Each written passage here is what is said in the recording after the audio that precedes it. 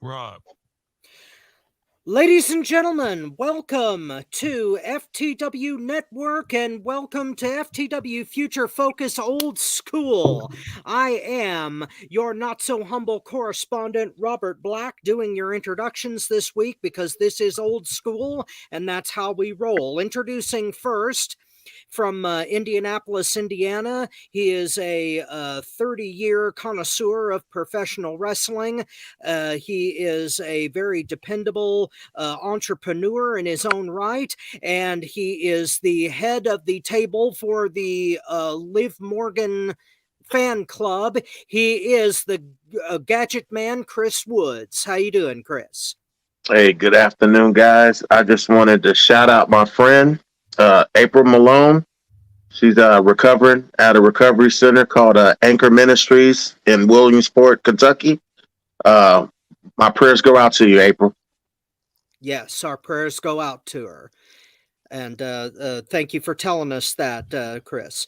Also, underneath him, we have the mostly silent but very deadly man from Chicago, Illinois. He loves good wrestling, but he hates bad booking. And if you mess with Naomi, he'll mess with you. He is marvelous Marcus Buckley. How are you today, sir? What's up, everybody? Looking forward to this show. Beautiful. Yeah, it's going to be a good one. Also, at the top of the screen, he is the boss. He is the founder of our feast here at the FTW Network. He is a former professional wrestler and current president of FTWNetwork.net. He is the mastermind, Bobby Rogers. How you feeling, sir? What's up?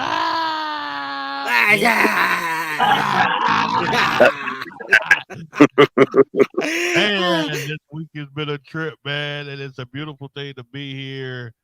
I'm chilling, looking forward to this old school because I'm telling you, I got some news that I got to kick off. Yeah. Sweet. All So right. And before last we but get, hey, before definitely. we get started, I do want to make an announcement. So go ahead. Oh, okay, no problem. But the host for our old school most, he is a connoisseur of fine cigars, fine spirits, fine women, and fine wrestling, Yes, and sir. he is the president of Mowtown Wrestling Group on YouTube, not YouTube, but Facebook as well, and that is spelled Motwn without the S, Motown Wrestling Group. He is the host of Old School, Tony Motown Allen. How are you, sir? I am doing great. Looking forward to this show as usual. We always have a lot of fun for old school. And I think we got a good lineup this week. On vacation in St. Louis, by the way. And on vacation in St. Louis, the only thing I'm missing is Mandy Rose. Cool. I guess you Bobby, would you show her have an your art, huh? announcement. You would show Mandy Rose your art, huh? Oh, Thank yeah. you for joining us on FTW Future Focus, shortest show ever. Our sponsors are Quickie Lube. But speaking of Oh, sponsors, oh. that was slippery. All right. Thank you for joining us on it. Go ahead, Bobby, before we get nailed. Yeah, before we get started with this old school, I wanted to make an announcement. It's a beautiful day here in the FTW network. We've done a lot of things. Like I said, everybody thinks people talk trash when they get on here. They get on here and they say a whole bunch of stuff. Oh, yes, it's wonderful. We're going to do this. We're going to do that. And everything flops like a pancake. Well, I ain't Aunt Jemima. So, what we're doing here is the FTW network is under testing right now. I will be sending invitations to certain people so they can go out check out the FTW network. Not only will we have the independent network of professional wrestling right here, only on the FTW network, where everybody can see. It's not exclusive. It's not stingy. We are showing it to everyone. But we're also going to have different channels, other different channels as well. Talk to a couple of people that does gaming. Of course, everybody knows Mortal Kombat 1 is coming out, as you see in the back of me right here. Uh, we're going to be doing some things with Mortal Kombat 1, showcasing some of that, showcasing some of the YouTubers and things of that nature that are in the gaming, and also possibly and possibly I'm still in discussion with this, speaking with the top gamers in not only the United States but the world, showcasing their skills right here on the FTW network when it comes to Mortal Kombat 1. So all I gotta say is toasty, and we will be here live.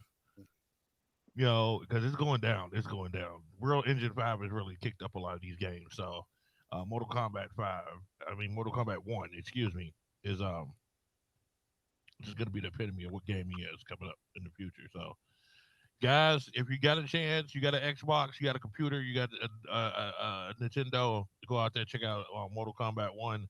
Purchase it early so you can get into the beta. Once you get in the beta, we get to test out the game in real time. And then check out the FTW network for not only independent wrestling, but also gaming and things of that nature. If you are interested in showcasing your skills or you got a wrestling federation, contact us at info@ftwnetwork.net. Okay, I talked it up. I'm shutting the hell up. Tony, you have the con. Well, thank you, Rob. Thank you, Bobby, for that announcement. I'm definitely looking forward to it. But now we're going to kick it off with old school. The first thing we're going to talk about is the Monday Night Wars. Anybody watching the show this week, I know y'all been part of the Monday Night Wars. I would say like there was either you were either WCW or you were WWF. So right now with the panel, we're going to do what I call pick a side. You're going to say which one you was rolling with the most. I know most of us probably watched both of them, but which one was the special one to your heart? Which one was your favorite? Pick a side and tell us why. We're going to kick this one off with Marcus. Well, I was definitely a Nitro fan. I watched Nitro live and I taped Raw. Nitro had more wrestlers that I liked. And I even though I thought it was a stupid concept, I ain't gonna lie, I liked watching the Nitro girls, particularly Kimberly Page and Charmel were the ones I love just to watch, even though I said this is stupid, but hell, I liked what I like to see, and I was huge into the NWO. I mean, until it got stupid and over, and they went too long with it. But I was all wrapped up completely in NWO and all that story, and I was actually a huge fan of Hollywood Hogan. I thought he was one of the best heels ever, and I was just a big fan of Raw more so than Nitro more so than what Raw was doing. He's switching on us mid debate. Yeah, it's a heel turn. I was definitely Nitro all the way. Big fan of Nitro at the time. All right, Chris. All right, man. I couldn't wait for this topic, so I'm just going to start off with names. Kevin Nash, Scott Hall, Hollywood Hogan, Sting, Macho Man, DDP. We're talking, this is your main event, guys. And now I'm about to get into what I call the greatest mid-card in the history of wrestling. Yeah. When they raped ECW. First, I'm going to start. The Four Horsemen were in the mid-card at that time. The Steiners were at the mid-card until Scott Steiner broke off and his character blew up. Booker T, the Harlem Heat were mid-carders. Booker T broke off and became a main eventer at that time. But then you had the greatest mid-card of all time. I'm talking Chris Benoit, Dean Malenko, Eddie Guerrero, Rey Mysterio, Chris Jericho, Billy Kidman, Ultimo Dragon, Juventud Guerrero. The list goes on, and I haven't even named the guys like Lex Luger or a Buff Bagwell. They just kept running out wrestlers and top-notch matches. Like their mid-card matches were some of the. You could put Jericho versus Malenko one week, Chris Benoit versus Eddie Guerrero. Then you could switch them. Like they just the match quality every week on Nitro, and then you ended it with the NWO and what I call arguably one of the top two storylines in the history of wrestling: Sting up in the rafters, winning Sting coming down, and then you got Goldberg, the creation of Goldberg, coming out of nowhere, where we tuned in for 30 seconds. Who's Goldberg going to destroy? Who's Goldberg going to demolish? And he went through the whole roster. He went through the NWO. He went through the Ravens. He went through the Hugh Morrises.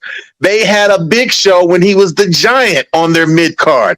I mean, this WCW Nitro was littered with wrestlers top to bottom. And for some reason, when Hollywood Hogan had big gold, he felt like the world champion of the world over WWE. And that's just facts. It felt more like when Hogan had that belt, that was the world champion of the world, like when Flair had it in the 80s. So we couldn't even name. The Rock was coming up. We didn't know he was going to be the Rock. Stone Cold hadn't become Stone Cold yet. Nitro had all the stars. Sometimes I recorded Raw. Sometimes I didn't even watch Raw. But Nitro, I tuned in every week after week. Man, that was a good argument for Nitro. I ain't gonna lie to you on that. Shit.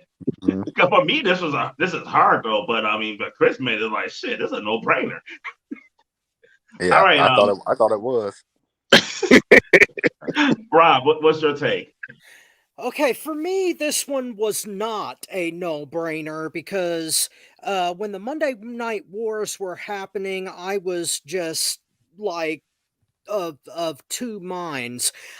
When back in the day, I started out as I was all in for Nitro.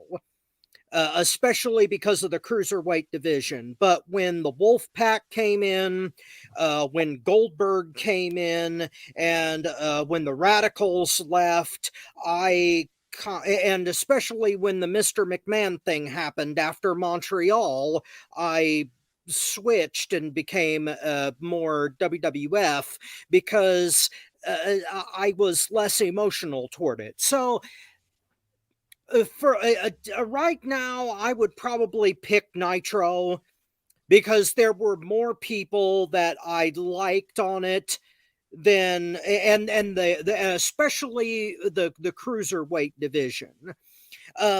When Attitude Era first, I don't know whether it officially started after Montreal. I would say that Attitude Era officially started after Montreal, but the Monday Night War basically started end of 95 and like into 96. So I would say that I was Team Nitro up until Mr. McMahon versus Austin. So to be fair to my roots here, I'm going to go Nitro because I wasn't into Steve Austin until he had the right foil. I was on Bret Hart's side of that feud when that was going on until Austin started fighting McMahon. Then I could get behind Austin, but before then, I agreed with Bret. I thought that the American fans were acting like jerks, and there was just no reason for me to cheer for Shawn Michaels in that exchange. So to be true to myself here, I have to say Team Nitro, but then after 1998 and when Foley and Triple H and The Rock started to really catch on, that's when I switched. And just to be fair to Rob, though, Vince McMahon didn't screw Bret. Bret screwed Bret. Well, everybody screwed everybody in that particular.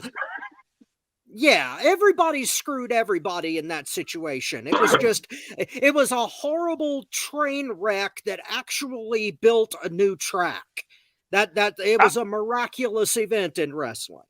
I don't know if everybody screwed everybody back then, though, but we do know when Sonny was in the locker room, everybody screwed Sonny. Sunny side up. And thank you for joining us on FTW Future Focus. Tammy Sitch edition. Oh. Man. All right, Mastermind. Who you taking? Well, first off, I thought Sonny was face down. But thank you for joining us on FTW Future Focus. Face down, hands up. Wow. But thank you for joining us on FTW. I'm just gonna tell Chris I hate his fucking guts because that's exactly what the fuck I was gonna say. Nitro was my thing, man. It was just no doubt. I mean, I loved Goldberg, but most of all, I loved the cruiserweights. I thought they were very underrated in that war. Everybody wanted to credit Kevin Nash and his long, lanky behind, and I could care less about Kevin Nash. I didn't like him. Scott Hall interested me a little bit, and it was like, and then it's Hogan. I'm sorry if he goes black and white or black and gray or whatever the hell it is, or yellow and red. He's still Hogan. I didn't like him. I was one of the few that did not like Hollywood Hogan. I was one of the ones like he's still a punk. He can't do anything. He's got, everybody talk about John Cena's 5 moves. He had 3. You know, and I could not stand Hulk Hogan. I could not. I disliked Hulk Hogan to the core. So I didn't care if he played the air guitar when he came out and his music was different. I just wanted to smack him. So the cruiserweights did it for me. The cruiserweights was the one that was underrated. They did not get a lot of credit that they should have got, because if it wasn't for the cruiserweight, honestly, I think Nitro would have went under quicker than what it did. Everybody's interest was in the cruiserweights. When they saw Chris Benoit, when they saw Jericho, his punk ass. I mean, Dean and Eddie. Yeah, Dean Malenko. Oh my God. Mm-hmm. I loved him. Eddie Guerrero. Who didn't love that dude? You know what I'm saying? Yep. I mean, those were the everybody talking about the 4 pillars of wrestling. No, you had your 4 foundations of fucking wrestling right there. The tornado could blow through it. It wouldn't blow the house down, because those 4 foundations were the key to bringing the next generation up. We wouldn't have wrestling like it is right now if it wasn't for them. Yeah. And either you could make an argument that that's good, or you could make an argument that's bad, because of the direction that some of the people have taken it. The foundation of it was good. It was storylines. It was about working your match. It was about technically working your match in the most efficient way. They weren't selfish. I remember a story about Eddie Guerrero and Rey Mysterio arguing about who's going to lose, because they wanted to make each other look that good. And you don't get that type of cooperation and that type of sacrifice, all the time. This is a rare occurrence that we were witnessing history and didn't even know it. So yeah, Nitro was the number 100%, because everybody at WWE was about themselves, and when that stuff in Montreal happened, that just proved they were about themselves. McMahon was about himself, and that's what turned me off. It was like, okay, dude, really? You acting like that? Okay, I got you. I'm done. So Nitro, number 1, top dog all day long. All right. The Monday Night Wars was incredible. I think at the beginning, Nitro had the edge because Nitro started the war. WWE, before they even realized they were in a war, it was on. Like Nitro came out firing. Yeah. And I love Nitro, but I didn't pick one over the other back then when I watched it. I had that big console TV. I had another TV on top of that. I used to watch both at the same time and mute one, go to the other one. I was watching both at the same time and recording both of them. But lucky. I used to work at a VCR repair shop. I had the hook up. I could watch those 2 at the same time. I was recording multiple porn. I had so many VCRs. I was on it. You knew Mandy Rose before Mandy Rose knew she was Mandy Rose. Yeah. Thank you for joining us on FTW Future Focus. Oh, good Lord. All the things that I had in my video collection, Rob. Oh my God, you would have been impressed.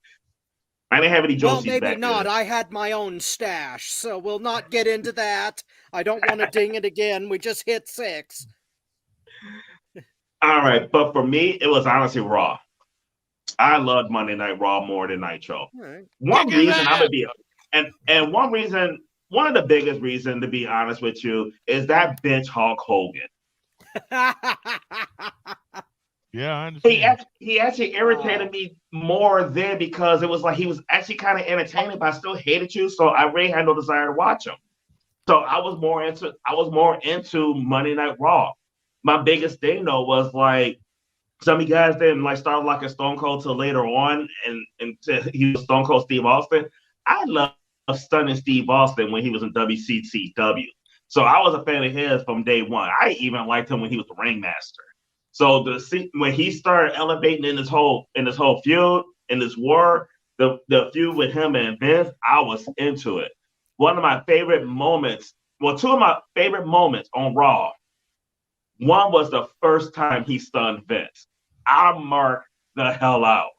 Marked the hell out when he stunned Vince. There was nothing that we seen. We seen a lot of talkers and stuff on Nitro, but nothing made me mark more than that. And the other thing I like too, though, from the Attitude Era on Raw, one of my other favorite moments was The Rock and Mick Foley. This is your life.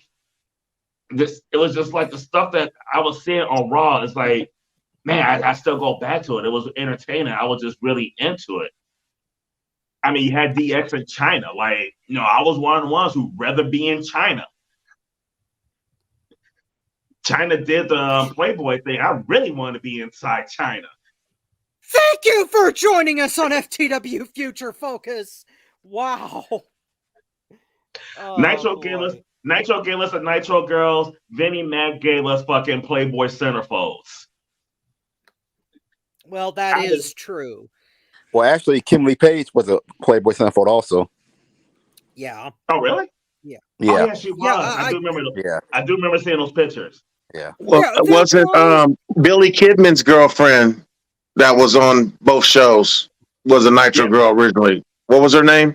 She was a Nitro girl, but Billy Kidman's girl was Tori Wilson, but she posed in Playboy when she was in WWF.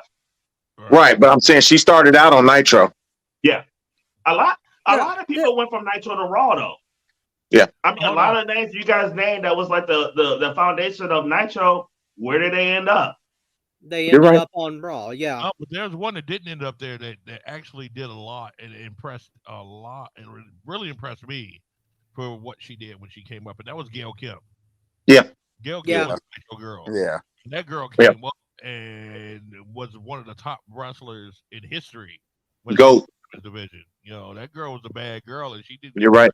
She deserves either. So, they didn't win everybody. There was a few that trickled off on the side and went to. You do know they had Gail Kim for a minute. I don't even count that. That's a hot minute. When it comes to went. That's just like saying I got the tip in and my mom walked in the room. You know what I'm saying? I mean, you can't count that. Don't be confused, Rob. You know what I'm talking about.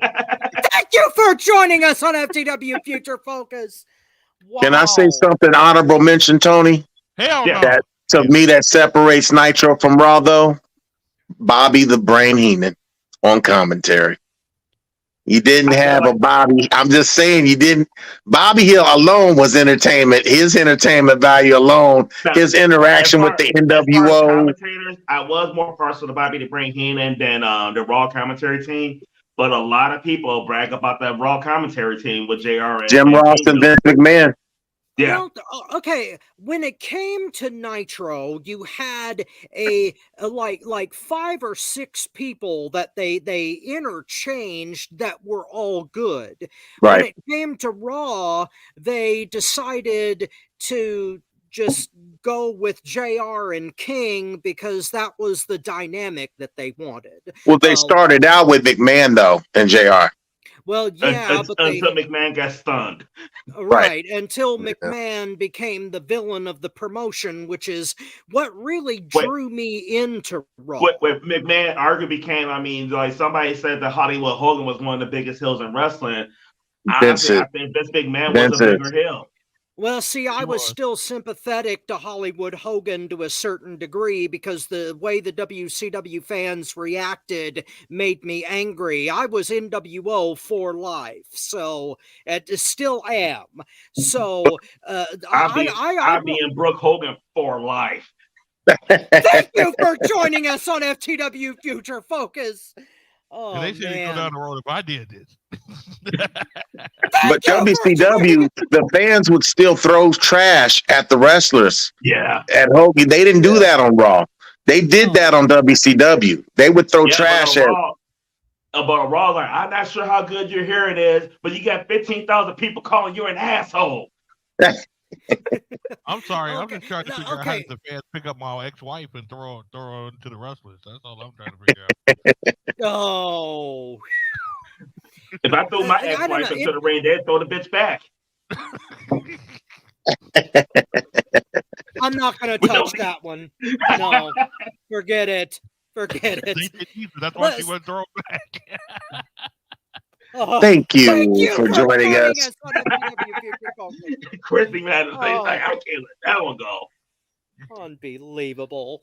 And, Anyway, and another reason that I picked Raw as my favorite is because Raw had the all-time best moment. That was Vince McMahon on WCW TV in Panama City until Shane walked there. Like, no, the name on that contract is McMahon, but it's Shane McMahon. Moreover, Raw wins. Yeah. Yeah. I did fall out my chair that day. I fell out my Yeah, chair. that was a surreal, such Yeah, that a was. surreal moment. I mean, yeah. that you can get that moment today because of the internet. You couldn't get that today. You couldn't get that moment today because of cancel culture, really. I mean, Raw and the Attitude Era in general became so over the top and so hot with controversy that they actually brought out the Parent Television Council to try to take them down. It didn't work, but it did water down the content eventually, which I think that one of the reasons I was more Nitro than Raw up until 98, 99 was because I was spoiled by ECW. I always looked at the Attitude Era as a PG-13 WWF version of ECW. I had already seen the raw footage. I had already seen the dirtiest version of the product, and then to water it down like that just so that it could get on USA, I didn't buy it until McMahon turned into the biggest SOB in the industry. And I know Bobby didn't like what he did though, but in all honesty, I was on McMahon's side in the Montreal screw job. This fucker, Bret Hart, going to leave the company and don't want to drop the title. He don't want to do what the boss told him. That's not what he said. He didn't want to drop it to McShawn. He didn't think it was right, and he was smart. It's not his call. He's not the boss. It's not his company. That is not his call. Especially you leaving. Right. I got you. That's a whole nother episode, though. Yeah, that's true. Oh, yeah. And just so y'all know, I don't know when the next time we are doing old school, but we are doing the Montreal screw job. Yeah. Yeah, we do need to talk about it. We do need to talk because, man, we don't have enough time now, but yeah, we're going to move on. It is a 500-foot elephant in a studio apartment. So, yeah, we'll have to talk about it sooner or later. Yeah. Okay, so we're going to move on. But before we do, hey, Ty, we got Ty in our chat. You know, I am the president of the Mowtown Wrestling Group, but my first lady of the wrestling group, the woman that holds it down, she's in chat with us right now. So, hey, Ty. Hey, Ty. Ty. Yay. Hey, Ty, what's going down, girl? All right. Now we're going to talk about old school crushes. Uh-oh. So we're gonna go through everybody. Y'all gonna name who y'all old school crush was, you know, because we all had that girl that, like, as much as we love wrestling, we couldn't wait to see her hit the screen. So leading this off is gonna be Bobby.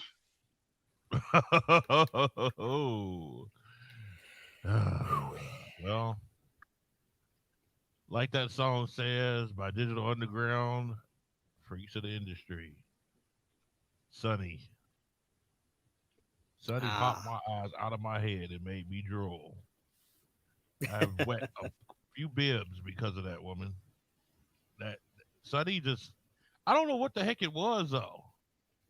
I could not tell you. I think I just pick out freaks because that's just, it was something about her that attracted me and kept me looking at her. Elizabeth was cute, but she was too nice for me. You know what I'm saying? It was just like, okay, Elizabeth, yeah, she cute, but she just looked like she's too innocent. I feel bad about the things that I would do, you know. And then, you know, you had back then you had Stacy Keibler, long legs, but airhead. I couldn't do that. Um, yeah, Stacy just looked dumb. I mean, Goofy. She was a female Goofy to me. Um,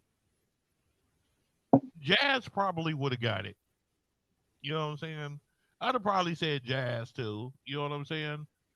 But Sunny it was just something about Sunny that just drew me to her. So I gotta give it to Sunny. Sunny gets my top vote on the tip of the iceberg, if you know what I mean.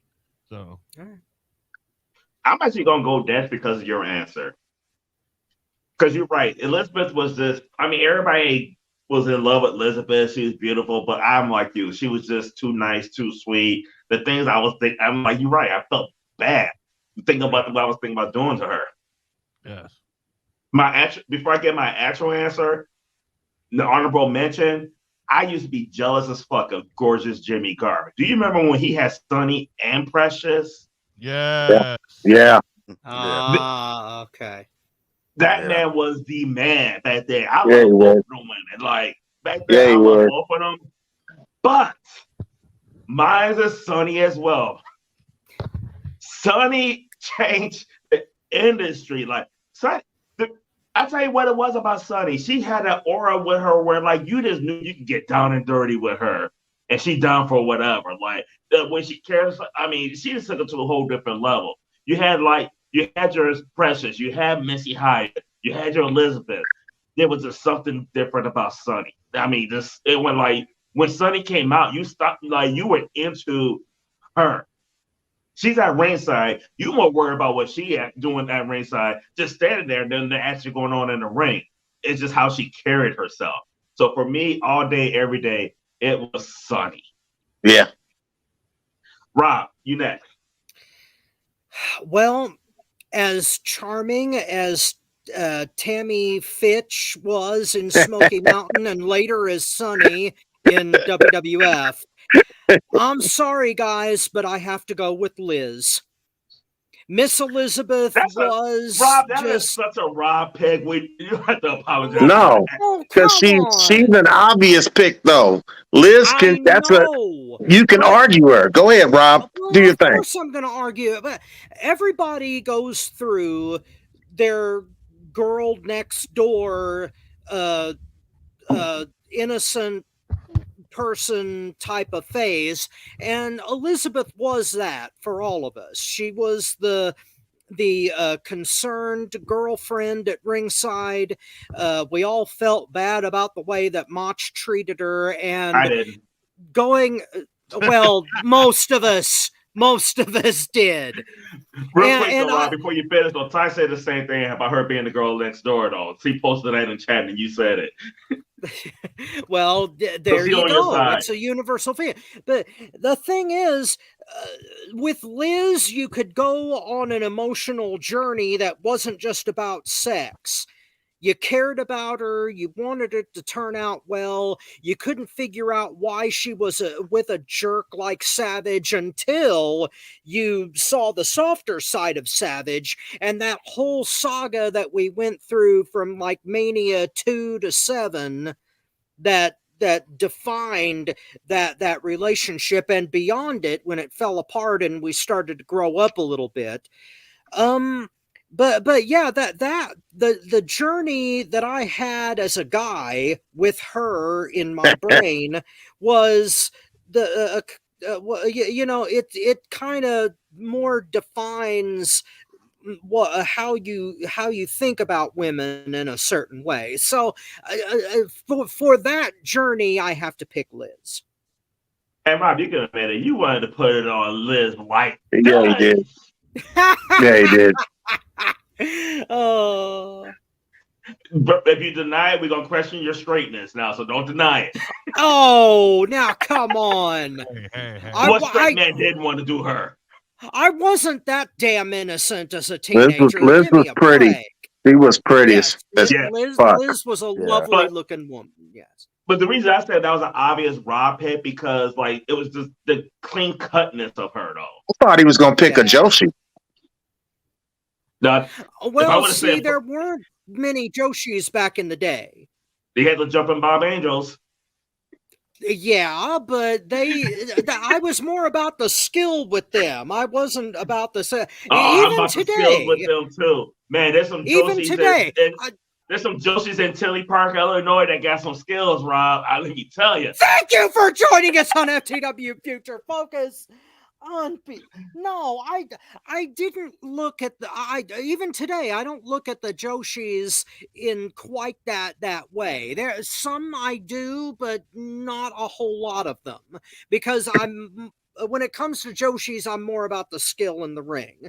Now, if you're talking about ladies like Asuka and Hikaru Shida, yeah, they're gonna get it from me. But Oh yeah. but no, Thank you, Rob. Thank you, Rob. The jumping bomb angels were like wonderfully skilled individuals in the ring, and that's what I liked about them. But tastes change. That's all I'm saying. All right, Chris. Who you got, Chris? My honorable mention is Linda McMahon. Her pockets was fat. That's all I can say. I would have dated Linda McMahon. Her pockets was fat. I'd have been her little errand boy. That's all I can say. I'd have been like, look, my baby got $1 billion in the bank. That's all I can say. But I ain't mad at you, but shit, I was not expecting her name to come up in this topic. I said honorable mention. No, my old school, I'm surprised. I almost said Nancy, but I'm going with Trish Stratus. I think because she's still doing it today. But Trish Stratus, to me, is the baddest, the hottest female wrestler of all time. I got to give it to her. She's the hottest one today right now to me. Like, I'm looking at her now going, damn, she looks better than the women that wrestle now. Trish, when I saw her, I couldn't believe how beautiful she was to be in there, like just bumping with China like that. You know what I'm saying? Like I just thought Trish was amazing, man. I was flawed by her beauty. So I got Trish Stratus as my old school. All right. The reason why Marcus is left because I think everybody know who Marcus' old school lady is. But go ahead and for the few people who might not know Marcus. Okay. The floor is yours. Well, I'm gonna throw you a curve. Okay.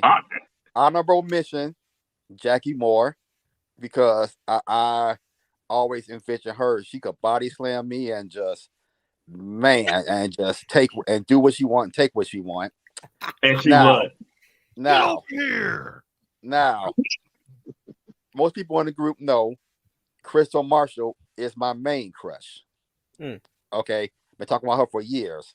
But since this is old school, and I'm the oldest member on this panel, I'm going in the Wayback Machine to my baby, Dark Journey. Yeah. That's what I'm going back to. I love me some Dark Journey because at that time, we didn't see many black women as a valet or in any role at that time. And God, when her and Missy Hyatt would get into that, oh my God. That was just it's like I would have paid anything to see them in bra and panties and oil and mud or whatever. Oh my God!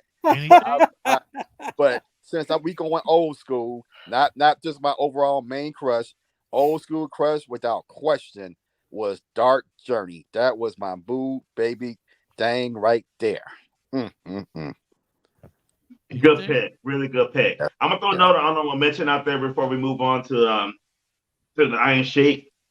Baby Doll. Yeah, I was gonna say Missy Hyatt too. Oh, Missy Hyatt too. Yeah. Hot Stuff International. I actually love because of Missy Hyatt. But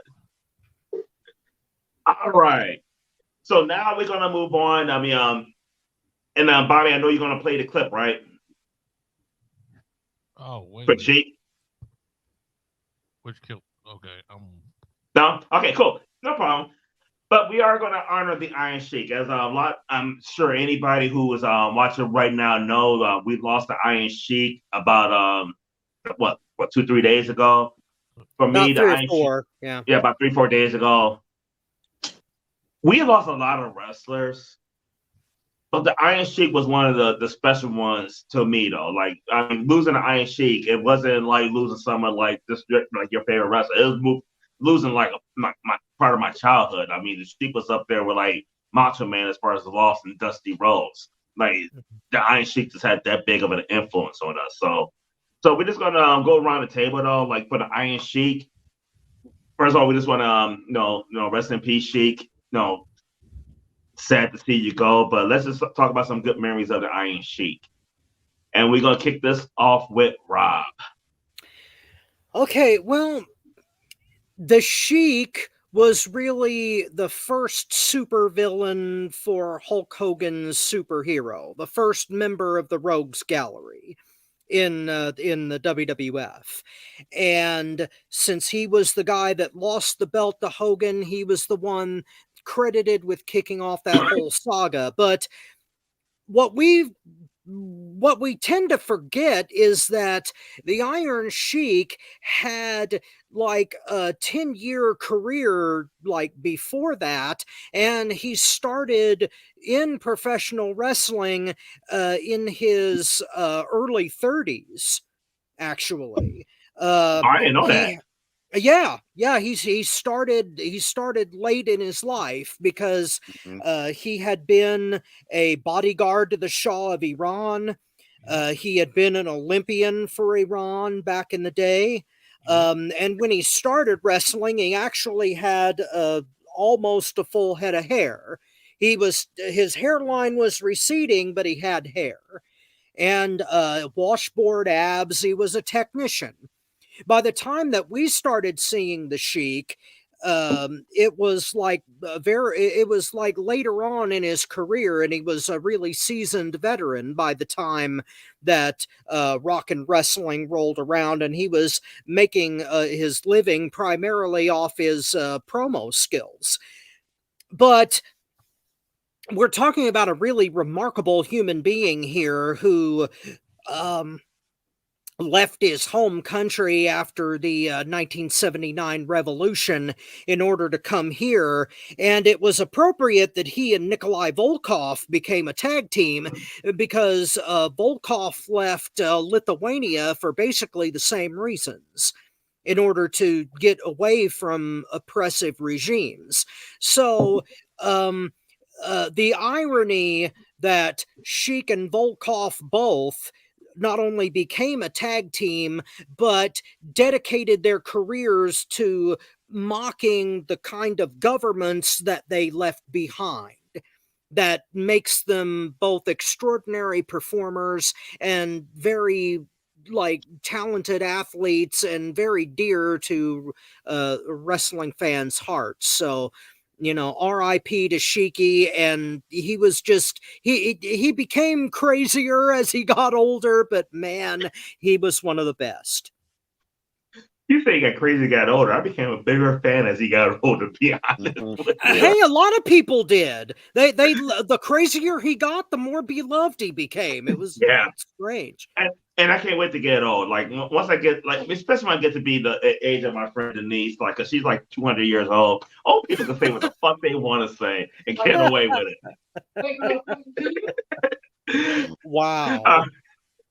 I thought hey, Chris. All right. Go ahead and share your Sheik moments with us. A lot of people used to get the Iron Sheik confused with the Sheik. He's not Sabu's uncle. The Sheik's Sabu's uncle, not the Iron Sheik. I'm glad Rob did the historical, his background.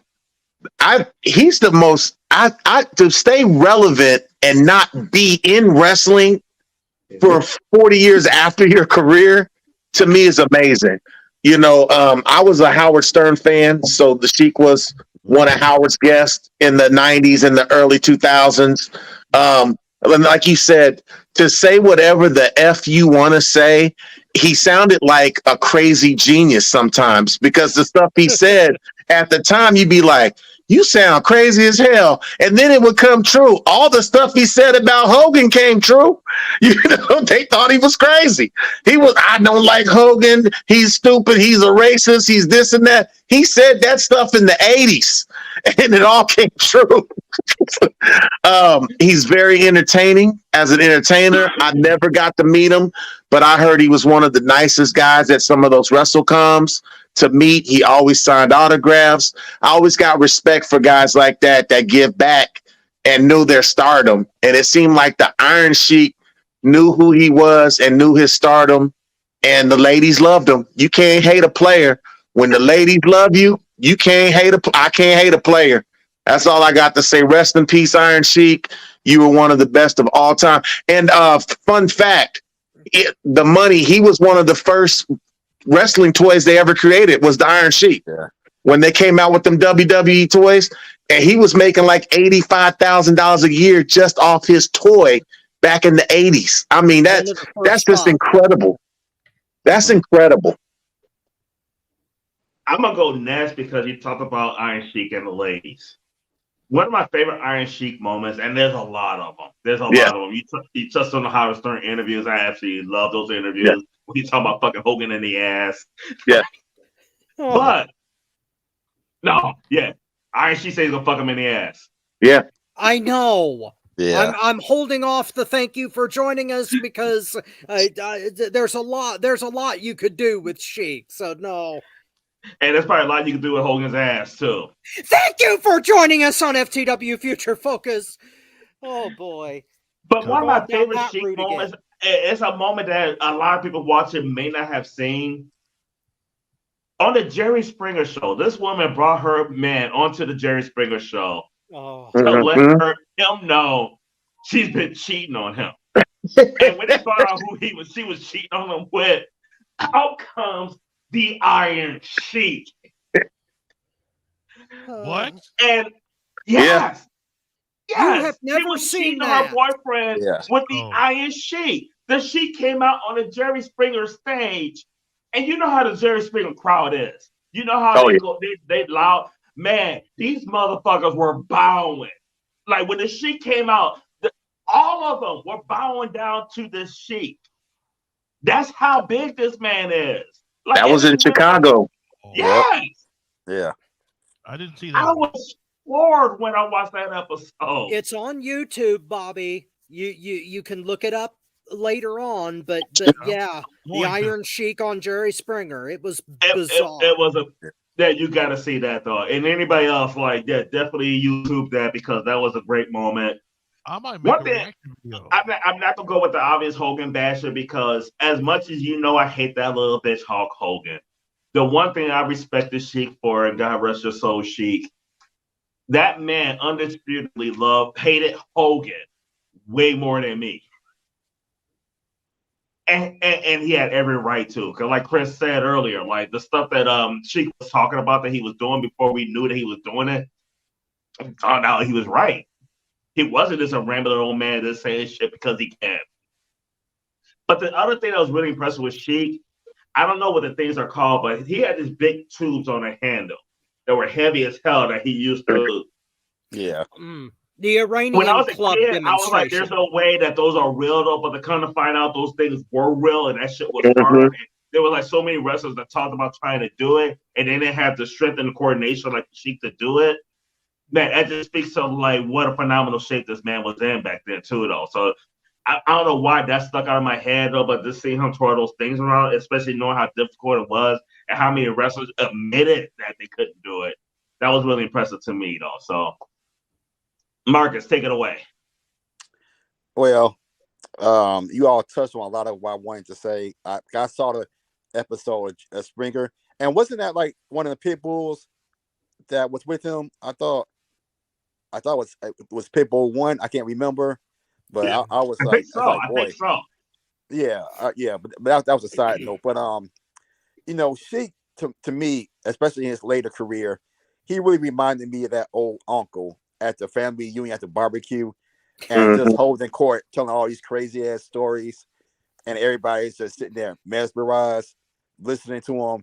It's like even though, like with Sheik, even though I could even understand half the shit he was saying, it was just I was enthralled just listening to him. I mean, because my father had the I ordered him the video, the version of Howard Stern, the video version, and I would see Sheik, and that's the only time I would really watch it because instead of just seeing him what the hell he was going to say, I mean, I love listening to him. One thing that I know there was a lot of reasons he hated Hogan, but when you think about it, I would admit him, like, Sheik, you wouldn't have made all that money off them action figures if it wasn't for Hogan. That's the only thing. Like, Hogan made you a lot of money, Sheik, when you think about it, because you buy the Hogan figure, you got to buy somebody from the wrestle. So I always thought that was a little tidbit right there. I mean, but I'm sure there was several reasons for him to hate Hogan. But Sheik was like one of the greatest underrated heels of all time, and he's definitely going to be missed. Even, like I said, even way after his wrestling days, Sheik would have had a great podcast as far as I'm concerned. I would have tuned into that every week to listen to what the hell he was going to talk about. He made Jaboni more famous than The Rock, as far as I was concerned. Yeah. But rest in peace, Sheik. We all gonna miss you. Man, it's funny because everybody give Piper so much credit for what a great heel he was, and without doubt he was. But Sheik was like that heel magnet. Like, as much as people booed Piper, people still like Piper. The Cobra Clutch was one of those moves we all thought really hurt. And he was a perfect opponent to start Hulkamania. I mean, he was the perfect one to do it. Absolutely. Yeah. I mean, because it made sense at the time for him to take the time for Backlund to get Hogan over. But before Bobby go to, have y'all heard the stories how like Vern Gagne offered him money to break Hogan's leg in that match? Yeah, absolutely. Yeah. That's my only Sheik regret. I wish he took the money and did it. Oh. Wow. Bobby, go ahead. Your turn. Let me second that motion. I wish he did. Oh.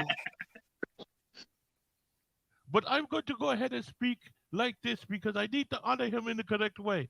You understand that the Sheik is he is the man. He is the number one. He is Iranian number one. USA. Let me tell you, and Hogan, I would tell you this. If I see you on the street, I will bang you in the ass. It is that right there. That says everything you need to know. He was because he was supposed to hate him, but I liked him because he was to me it was funny.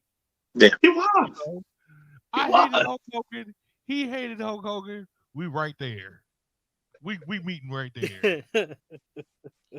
I'm just not begging Hulk Hogan in the ass. That's just not happening. But I don't know, from that little sex tape he might like. Anyway. Thank you for joining us on FTW Future Focus. Oh my God. The only Hogan I'm banging in the ass is Brooke.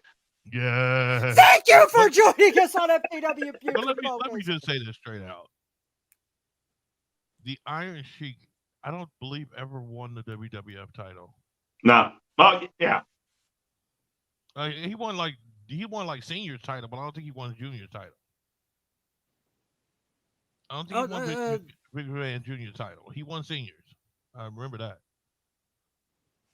Well, so that wasn't junior's title that he had when Hogan took it? Okay, yeah, it was. Yeah, Vince Jr. took over technically in 1980. It took him a while to build the roster up. Well, 1981. No, I take it back. Yeah, 82. 81. Okay. Well, he did win the title for Vince Jr. It's just he was a transitional champion. Yeah, that's the only reason they put the title on him to get Hogan over. Right. The Northwest had a very different system than the NWA. They were babyface champion oriented, and the heels were the transitionals. In the NWA, it was the opposite direction. So, I mean, when they transitioned from Race to Flair, they used Dusty as an in-between for his second reign so that they could switch it to another heel. They didn't want Hogan to beat Backlund because he was a babyface, and they wanted and he would get booed out the building. Right, and they did the same thing with San Martino. Ivan Koloff beat Bruno in 71 Yeah. so that they could transition to Pedro. Okay, but back to what I was saying. Yeah, go ahead, Bobby. Iron Sheik was just crazy, Yeah. and I loved him. And I'm actually gonna miss him because I mean he brought a lot of personality to the wrestling scene that was needed at the time. Because all this generic, I'm a real American hero, and got on my darn nerves. It was best that the Sheik did what he did, and he was telling the truth amongst everybody. So Sheik, rest in peace. Got something for you. Let's check it out. All right.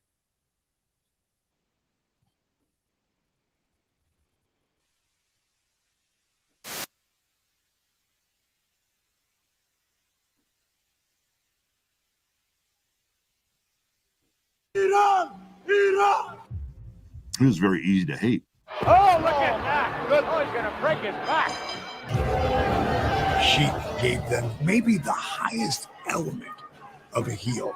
Sheik now going to work. Oh! It's easy to know. Like him, he was so different. Indeed, the camel punch applied, and I'm sure that's all G-Roll. Mowtown did the right thing at the right time and became larger than life.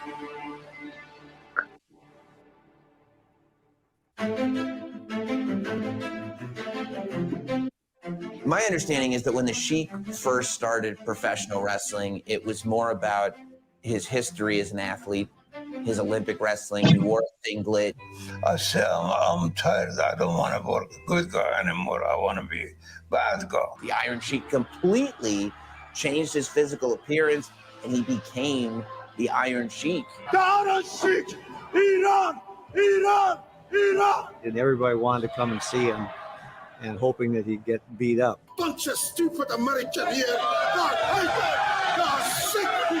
Ramming down across the back. Every territory in the United States wanted the Iron Sheik to be their top bad guy. USA! Now in the ring we have the Iron Sheik.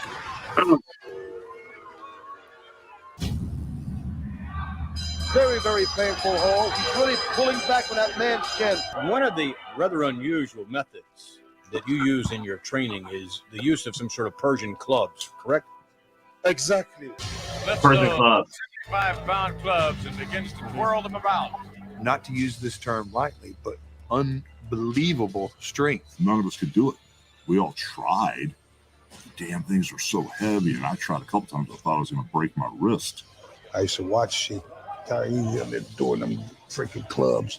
There's a look at a controversial hook here. Take note of the shoes and notice those hooks. Mr. Wrestling too. Shoemaker, I tell him how to work. Can you make the boots like that for me? He said, yeah, and then I'll get it.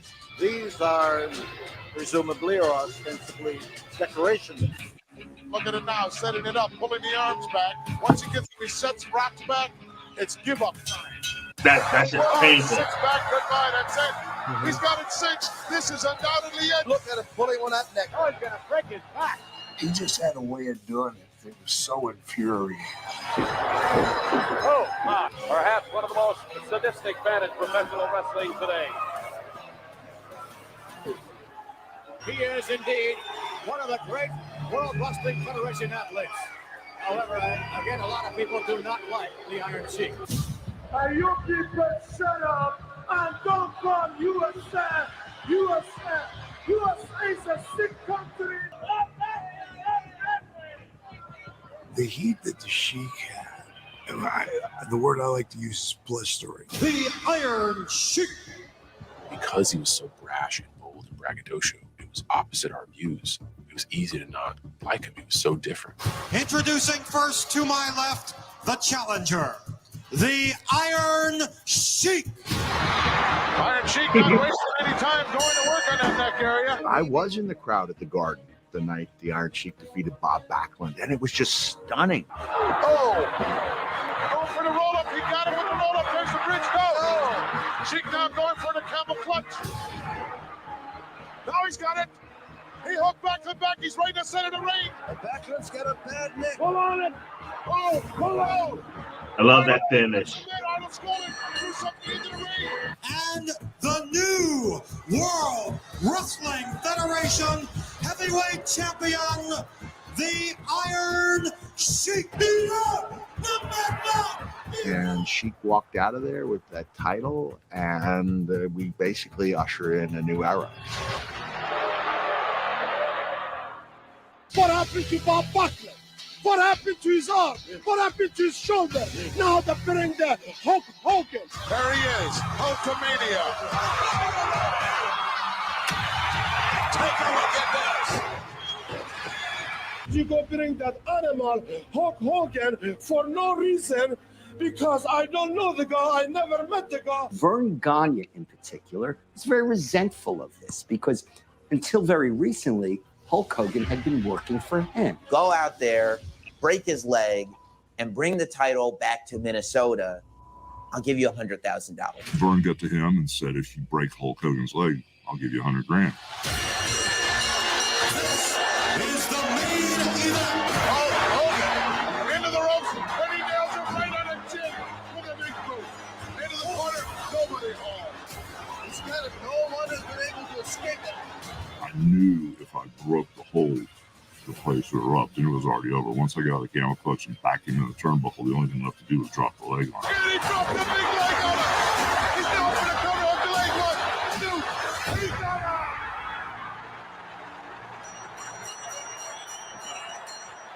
You have arrived, Hulk Hogan. Have you ever seen anything as beautiful as this, BG? This belt is part yours too. Hulk Hogan, I'm not done with you.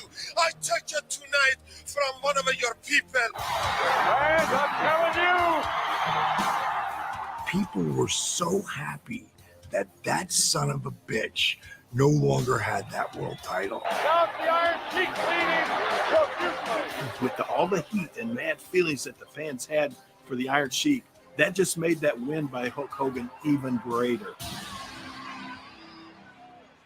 I could stand up here for many, many hours talking about the Iron Sheik. Oh, to the Hall of Fame was a great feeling, and people was delighted. They were so excited, very happy to see me. I used to drive the truck, put on the ring, pick up the ring, yeah, and I was referee. I pay my due. You know, it was Sheik's moment in the sun, and Sheik got exactly what he deserved. I made it to the Hall of Fame.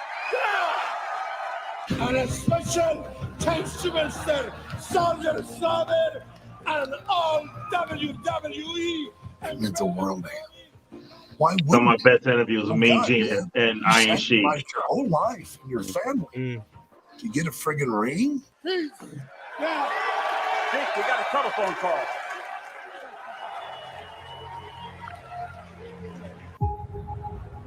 From Tehran, Iran, the Iron Sheik. Devastating suplex. Oh, what a move. Hey, you people shut up and don't call USA. USA's a sick country. Perhaps one of the most sadistic men in professional wrestling today. He nailed him with a cane. To this day, probably one of the biggest heroes in our business. You go bring that animal, Hulk Hogan, for no reason. I think he's made his mark in history as one of the innovators, one of the legit bad guys that people love to hate. Capacity crowd on the case of the Iron Sheik. He's a bad guy, but I love him. There's a lot of you out there that do too. Like all of us love him. And now today, he's so respected. To this day, you see the Iron Sheik, and there's no one like him.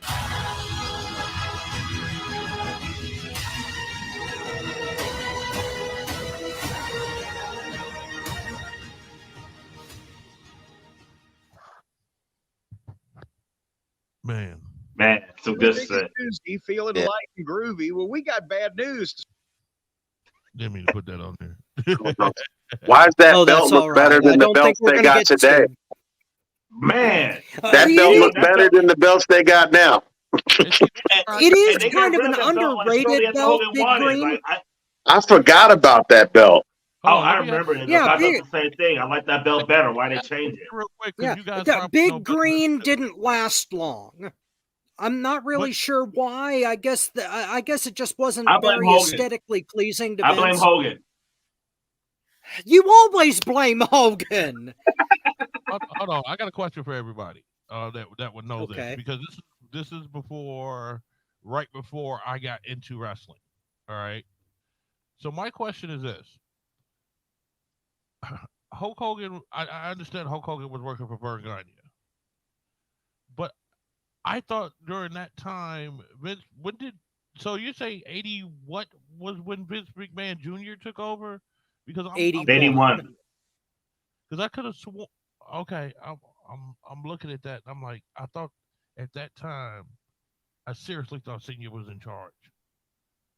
Mm-mm. I seriously thought Senior No. was in charge of the transition. I don't know. I'm slipping. Okay. Yeah, Junior plus Hogan. Wow. That Yeah, was but start. That was the start of the push. He was in charge of that. He Yeah, orchestrated that. when he took the belt, that was 83. When he beat the Sheik.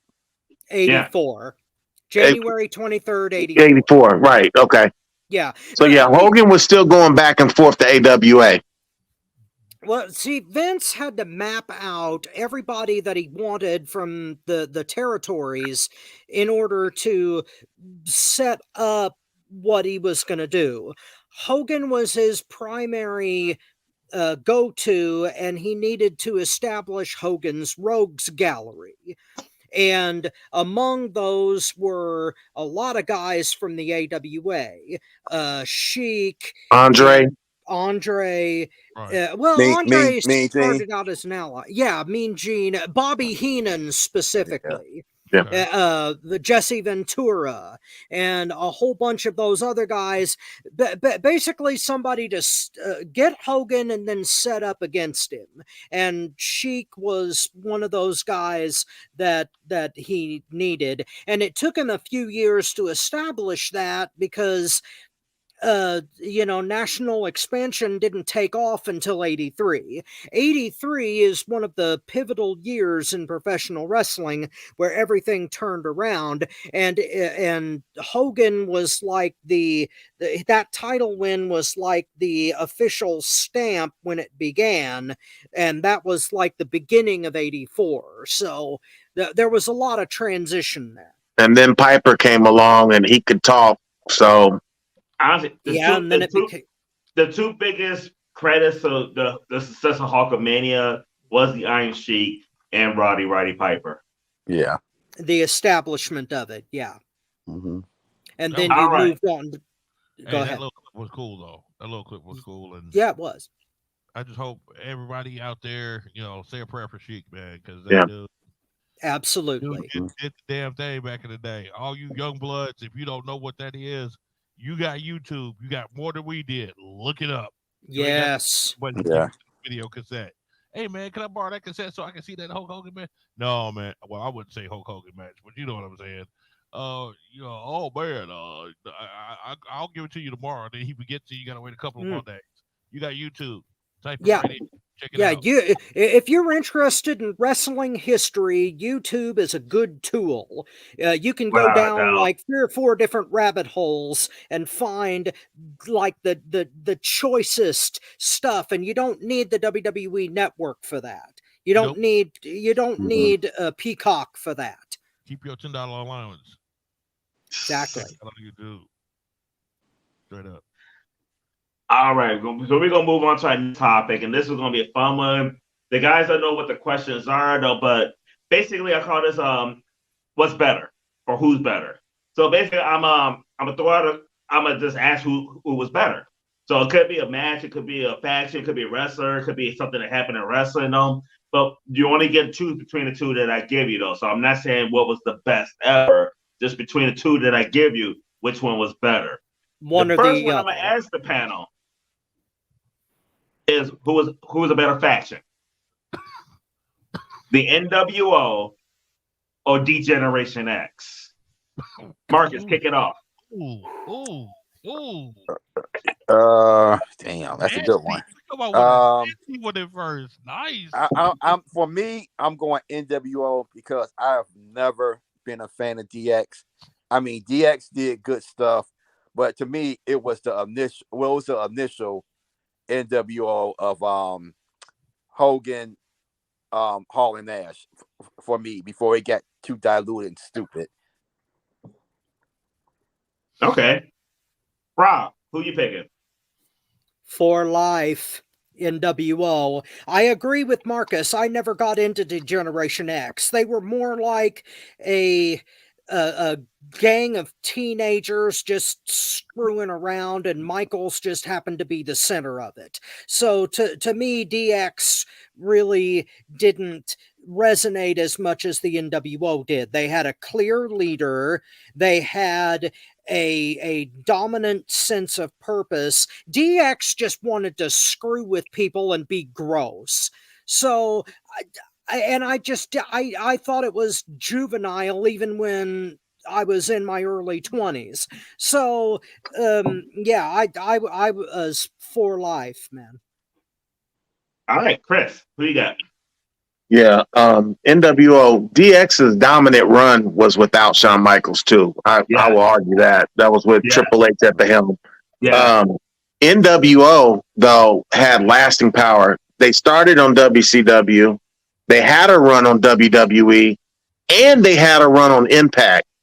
So, like, I mean, they ended up becoming the main event mafia eventually, but Kevin Nash, I don't know how he does it. The man couldn't wrestle a lick, but politic wise, that dude knew how to play the game probably better than Hulk Hogan, because the money he made in wrestling as an NWO guy, he made it for a good 15 years. He might have made more money than anybody, whatever their little shtick is. And I've always been a Scott Hall fan till his death. So I'm going with NWO. I'm not gonna say he was a better politicker than Hogan. He just did it different. Hogan politics for the spotlight. Kevin Nash was the best politicker for money. Mastermind, who you got? Did anybody listen to the beginning of the broadcast today? Exactly. Yeah, I kind of figured that. I can't hear Bobby. He said, did anybody listen to the intro music for today's episode? Yeah. That'll give you the answer. Yeah. So he is a Shawn Michaels fan. No. Oh. I knew you was going to try to slip that in there. No, I was ready for that one. He don't like Shawn Michaels. He just hate Hogan more. Thank you. Sounds like a Shawn Michaels fan to me. No. He wants me to be a Shawn Michaels fan. No. Come out the closet. Listen, but I got to give Shawn Michaels his credit, okay? I will go ahead and give him his flower. Listen, flower, not flowers. He gets one flower from me. Because when he was with Triple H, I think that was the most authentic we ever seen Shawn Michaels. Honestly. I don't think that was an act. I think that's real. No, that was him. Real. And that's why I can respect him because of that. NWO was phony as fuck. Now, I was young then. I was an older guy. But the thing that pissed me off is, and I wasn't mad. I'm thinking in this terms because this was around the time I started dealing with my DJ company and started my DJ company. My thing was, you're the owner of the freaking business. These guys working here work for you. They come in and cause all this chaos, and you do nothing. What the hell type of boss is you? You're a piece of crap boss. That's what it is. And I'm sorry, I started thinking that way because I was just starting my own business, so I related it. And it's like, what the hell? That's dumb. If I was the owner of that company, they would have been out the door in 5 minutes. If somebody called the police on me for walking across the street thinking I look suspicious, and they're in 10 minutes, they could be there for Hulk Hogan and them for an extra $100,000 in their pocket in the next 5 minutes. I'm saying, saying. It's the truth. And that's the way I looked at Okay. it. I looked at it in a reality thing and I could not do it. I know some dudes that act like fucking DX. I used to work with dudes that act like DX. So I can relate to them better, man. You know, DX was the bomb. Loved them. They were funny as hell. They did shit that I would probably have done back then. They'll probably do some more shit that I probably would have done back then. They probably did some shit that I didn't even think of back then. So, I mean, DX top dogs. I mean, they smoked the NWO. It was, and again, I love my technical wrestling. You know what I mean? But only Scott Hall had that out the group. At least Triple H could technically wrestle. So, you know, everything went to DX. DX was the bomb. All right. I'm also I agree. For me, it was DX. I mean, everybody gives NWO a pass for the shit that they did later, though, but I don't really give it a pass, though. Me, I love Triple H and Shawn Michaels together back in the day. No, I didn't sleep with that intern. In fact, I was up all night. That one gets a pass because it's a classic. The shit they were doing together, they put China on the map. Like, they made China a megastar in that group. Shawn Michaels go away, the group gets better. When NWO, when DS was improving, NWO was getting stale and nobody could really stand it, all the versions of the NWO down the road. No, DS invented itself and got even better. But then they bring back the original one. Chris talked about the longevity of the NWO. They bring back Chris and Shawn Michaels and make the shit work. So for me, it's definitely DX. Now, the next question. What was the better WrestleMania match? Savage versus Steamboat, HBK versus Undertaker at WrestleMania 25. Man. Mastermind goes first on this one. Come on, man. If you have ever watched this podcast, you will know that Shawn Michaels, and you think this was a joke, but I said I've given him his flower. I'm not playing. He gets one flower from me. That's DX. Other than that, hell no. Hell no. How the hell? What you gonna put Savage in Steamboat and try to say Shawn Michaels and Undertaker? No. There's no way you can compare the two. That's, in my opinion, that's like watching the Brooklyn Brawler versus the Red Rooster versus Flair and Dusty. That's just the way I thought of them. That's the way I did. Shawn Michaels, no. That ruins that whole thing with the Undertaker. That cancels everything out. Shawn Michaels did no. That match was terrible. I'm sorry, I did not like it. I think Undertaker really slowed himself down for him. I think he took a lot away from the Undertaker with that match that he should not deserve to do. In my opinion, that should have been Triple H that did that. But all right, next up, we're gonna go with Marcus. Yeah, sorry. That's all right. You know, when everybody asks me that question, I've been saying Savage Steamboat is the best WrestleMania match of all time. So I'm sticking with it. All right, Chris, what you got? Man, you're good, Tony. You're good. You're good, brother, because this is, oh, man.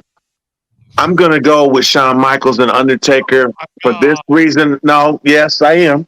Oh, God. Savage orchestrated that match. He wrote it down. They practiced it out.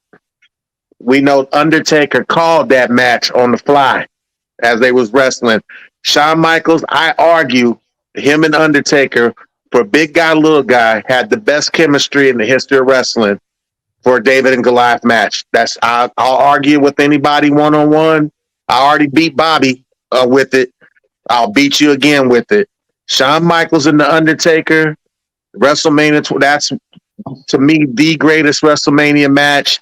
It had everything. The storytelling was off the charts. Every time they wrestled, they set the bar. The first Hell in a Cell, they set the bar. Mankind knew what the bar was. He trumped it. When they did this match, they're still trying to trump this match. This match has not been surpassed. The closest thing to it was Asuka Charlotte Flair to me. That's the only match I can say was a 5-star match that matches up to this match. I think this is the greatest WrestleMania match of all time. All right. Rob, who you got? And Okay. Before you go, Rob, I'm going to throw in a disclaimer. This is why me and Rob are going last. We were there. Yes. Well, okay, we were there for one of these matches. We were at this is one we vote on for 25. Vote on 25. Yeah. You and me were both at WrestleMania 25. Neither one of us were at 3, to my knowledge. No. We were not at. Neither one of us were at 3, but we were at 25, and that's why I have to disagree with Bobby about the quality of this match, because the crowd was into it, and I understand not respecting Shawn Michaels as an individual, especially back before 97 when the man was a asshole prima donna out for himself schmuck. And I would even argue that he was just as bad as Hogan, if not worse, when he was the WWF champion the first time around. But as close as this is, I have to give the slightest of edges to Savage Steamboat, because there was a more pure dynamic to who the audience was pulling for back in the day. Steamboat was the ultimate babyface, and the whole reason the match happened was because Savage literally tried to crush his throat with a damn bell. So, I mean, we're talking about somebody who was so desperate to be champion that he not only tried to, like, snuff out their career, but almost snuff out their life and maim them and possibly kill them just to be the Intercontinental Champion. So the setup to that was a little bit more extreme than just Shawn wanting to break the streak. And I think that the fact that Savage planned out that match spot for spot is it gives it a little bit more of something than Shawn versus Taker. Now, they're very close, extremely close, but I'm going to give the edge to Savage Steamboat. All right. In my opinion, I'm going to try to make it quick. I got more questions, though, but in my opinion, Savage Steamboat was the bar. Like, nobody could type up. WrestleMania 17, one of the greatest WrestleManias ever. None of those matches touched it. Like, Macho Man planned it out. The storytelling, everything was phenomenal with that. But my God, though. And reason I point out how me and Rob were there live, to see Taker Michaels live was a fucking spectacle. Like, I absolutely loved it. I'll be honest with you, at WrestleMania 25, they really should have ended it right there, because everything else was disappointment from that point on. And it wasn't that bad of a show after that, but they could not live up to what this match did. It should have been the last match. It should have been. With the history they had together. Chris brought up the Hell in a Cell. But I'm pointing out, because, like, Cooper grabbed it. Like, y'all know Cooper.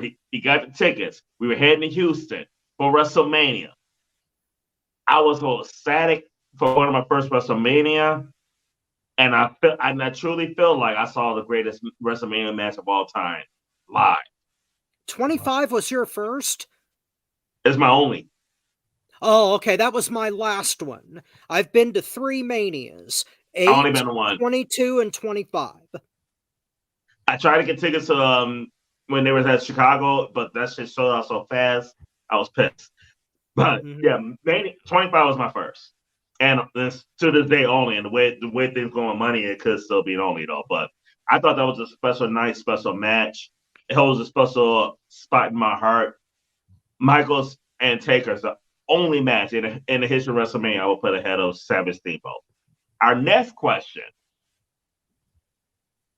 Who was the better world champion back in the day? The better old school champion? Hulk Hogan, Ric Flair. Oh. Marcus goes first. Well, I'm going to say Flair because Flair went all over the country. I mean, when you look at the different territories he went into and wrestled that main guy, I mean, no thing to Hogan. I mean, WWF back then was a bigger company, and he took and Hogan made it mainstream to where even my mother knew who Hulk Hogan was. That's just how big he was. But to me, this is not even a hard question because Flair traveled. I mean, Flair traveled to Japan. He traveled to Puerto Rico. I mean, he was a true world champion. I mean, we saw when he went to South Korea and wrestled Inoki. This is just easy without question. Flair was a better world champion. All right, Chris, who you got? Man, like Marcus's argument works for both of them. What he just said could swing the vote for Flair or Hogan, because Hogan was mainstream, but Flair was the world champion. He fought everybody all over the world. Everybody's world champion that we're going to talk about later. He fought the Lawlers. He fought the Hogans. He fought the Harley Races. He fought, you name them, the Kerry Von Erichs, all the way up to the John Cena's and Shawn Michaels of today. Like, I mean, Ric Flair fought everybody. Hogan can't say that. And it started back in the day, and I always thought that Big Gold was the world championship belt. When I saw it, when Flair came out in the three-piece suits, and he was jet flying, and he had the ladies, that's what a world champion looks like. Like when Michael Jordan had the ladies and the rings on, we're like, that's what the NBA champion looks like, Michael Jordan. Ric Flair looked like the world champion of the world. Muhammad Ali looked like the world boxing champion of the world. So I got to go with Ric Flair, man. It's a no-brainer. Rob. Gentlemen, you make good points, but this is not going to be a clean sweep. I'm not picking Hogan because I liked him back in the day, okay? I'm picking Hogan, and I had this conversation on a YouTube post, not YouTube, a Facebook post, like just the other day, yesterday. I said this.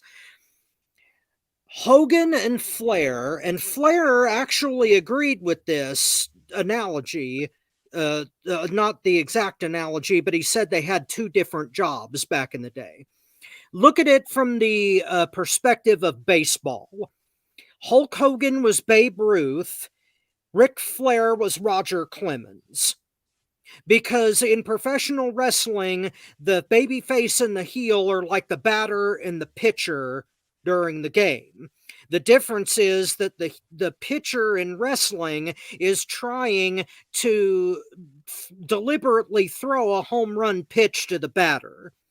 And that's what Flair did. He was a master at making a crowd cheer for a babyface.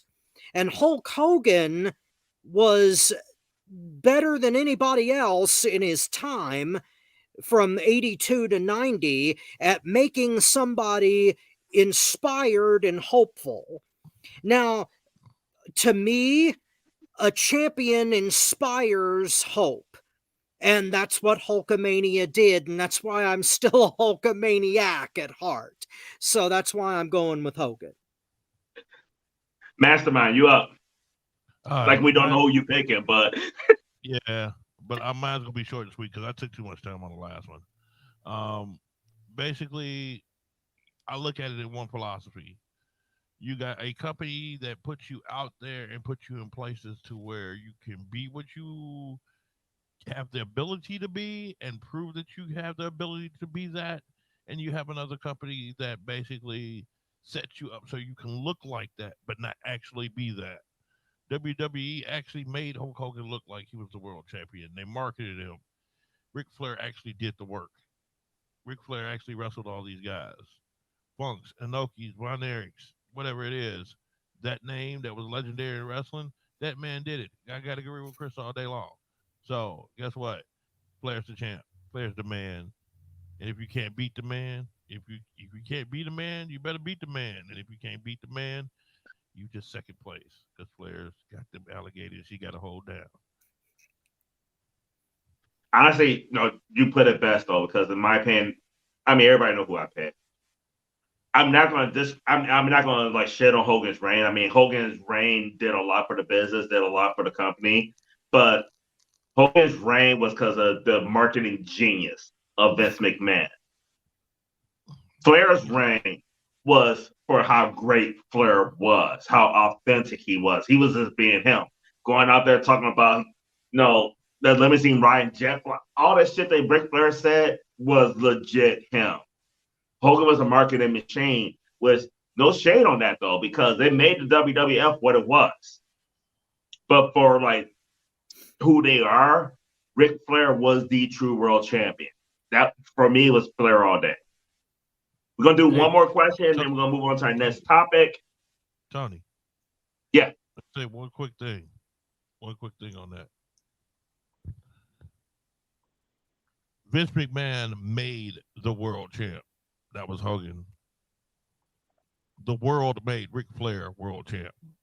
Exactly. The next question, and then we're going to do this again next time, because I got like 8 questions. I'm about to do the 4th one, so we got like 4 more questions next time.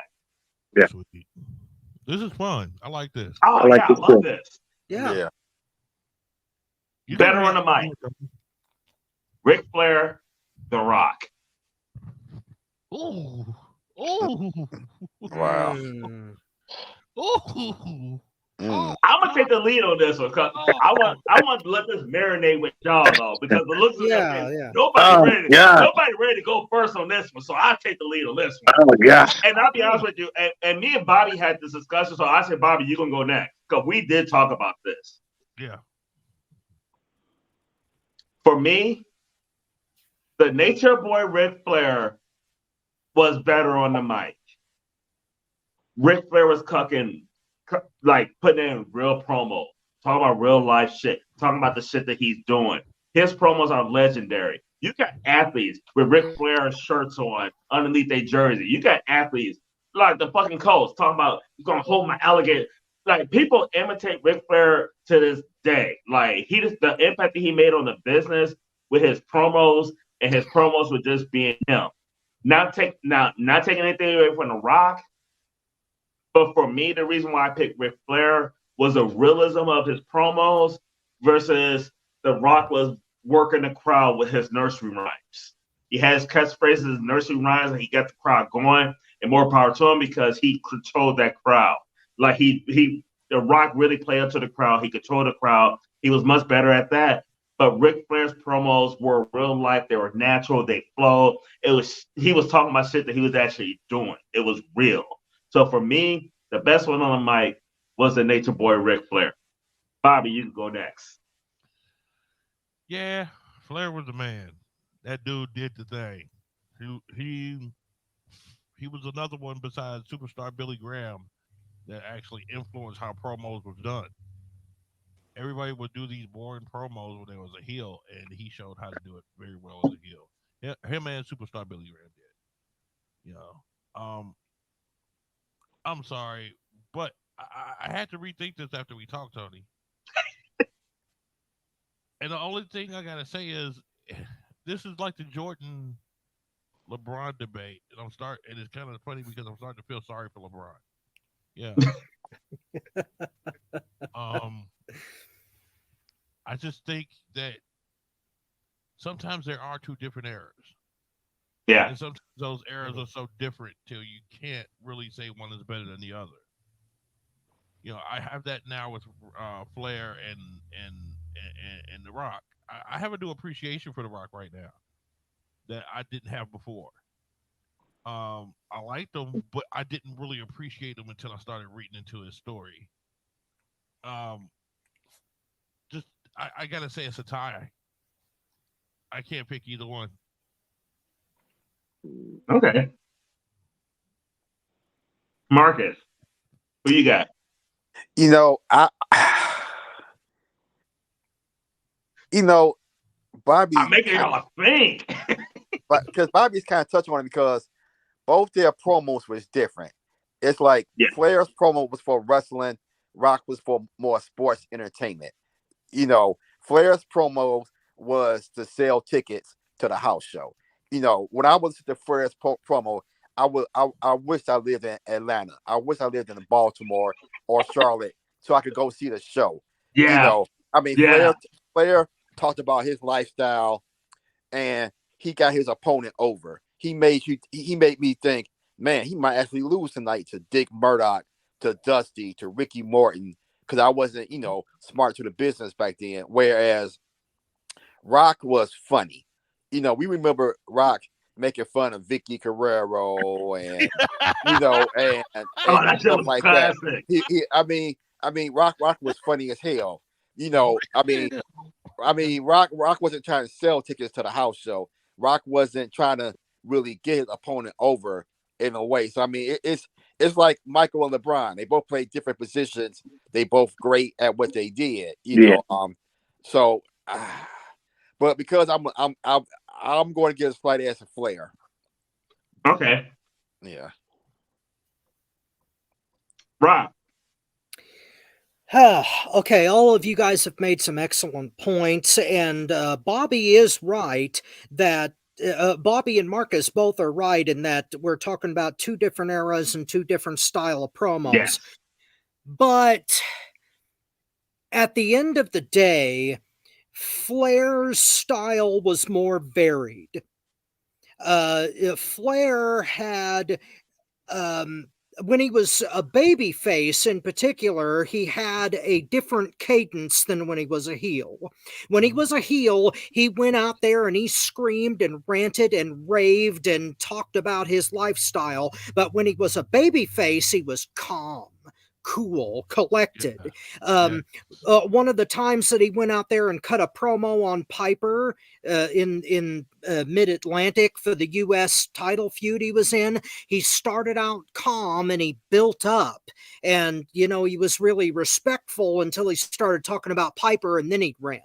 The Rock was always consistent. He was always the same canter the whole way across. He was always good, but it was always the same.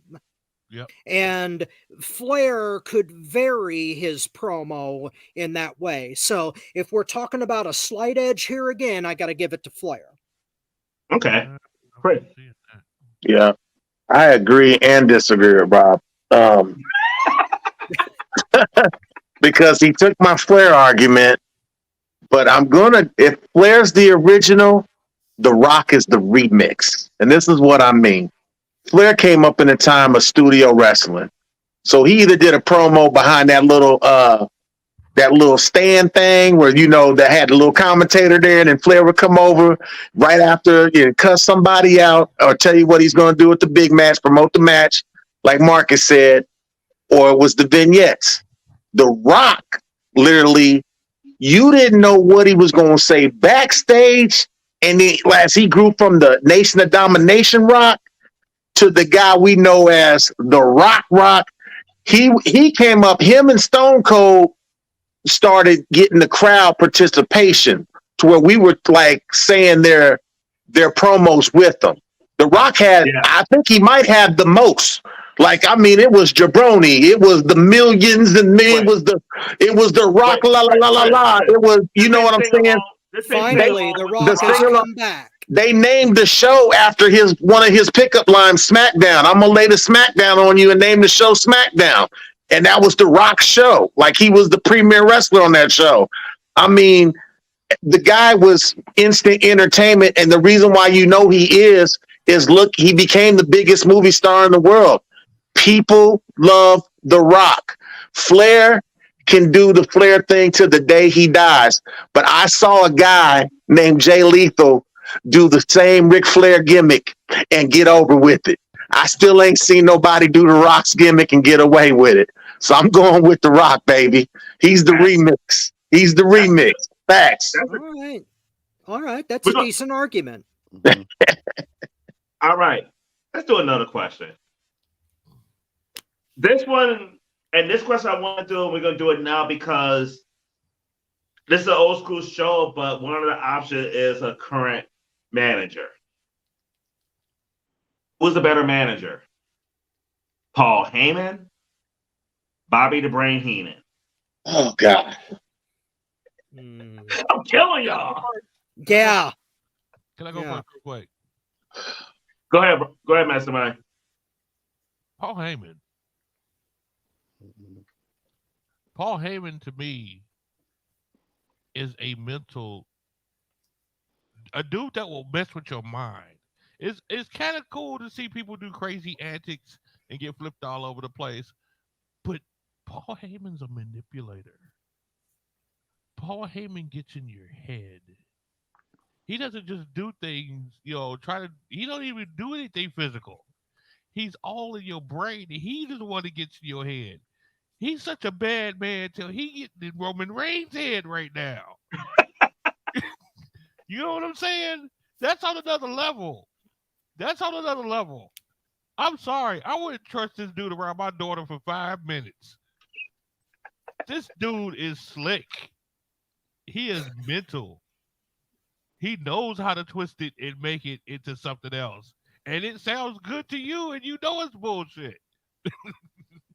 Sorry, Paul Heyman, number one right there. Hands down.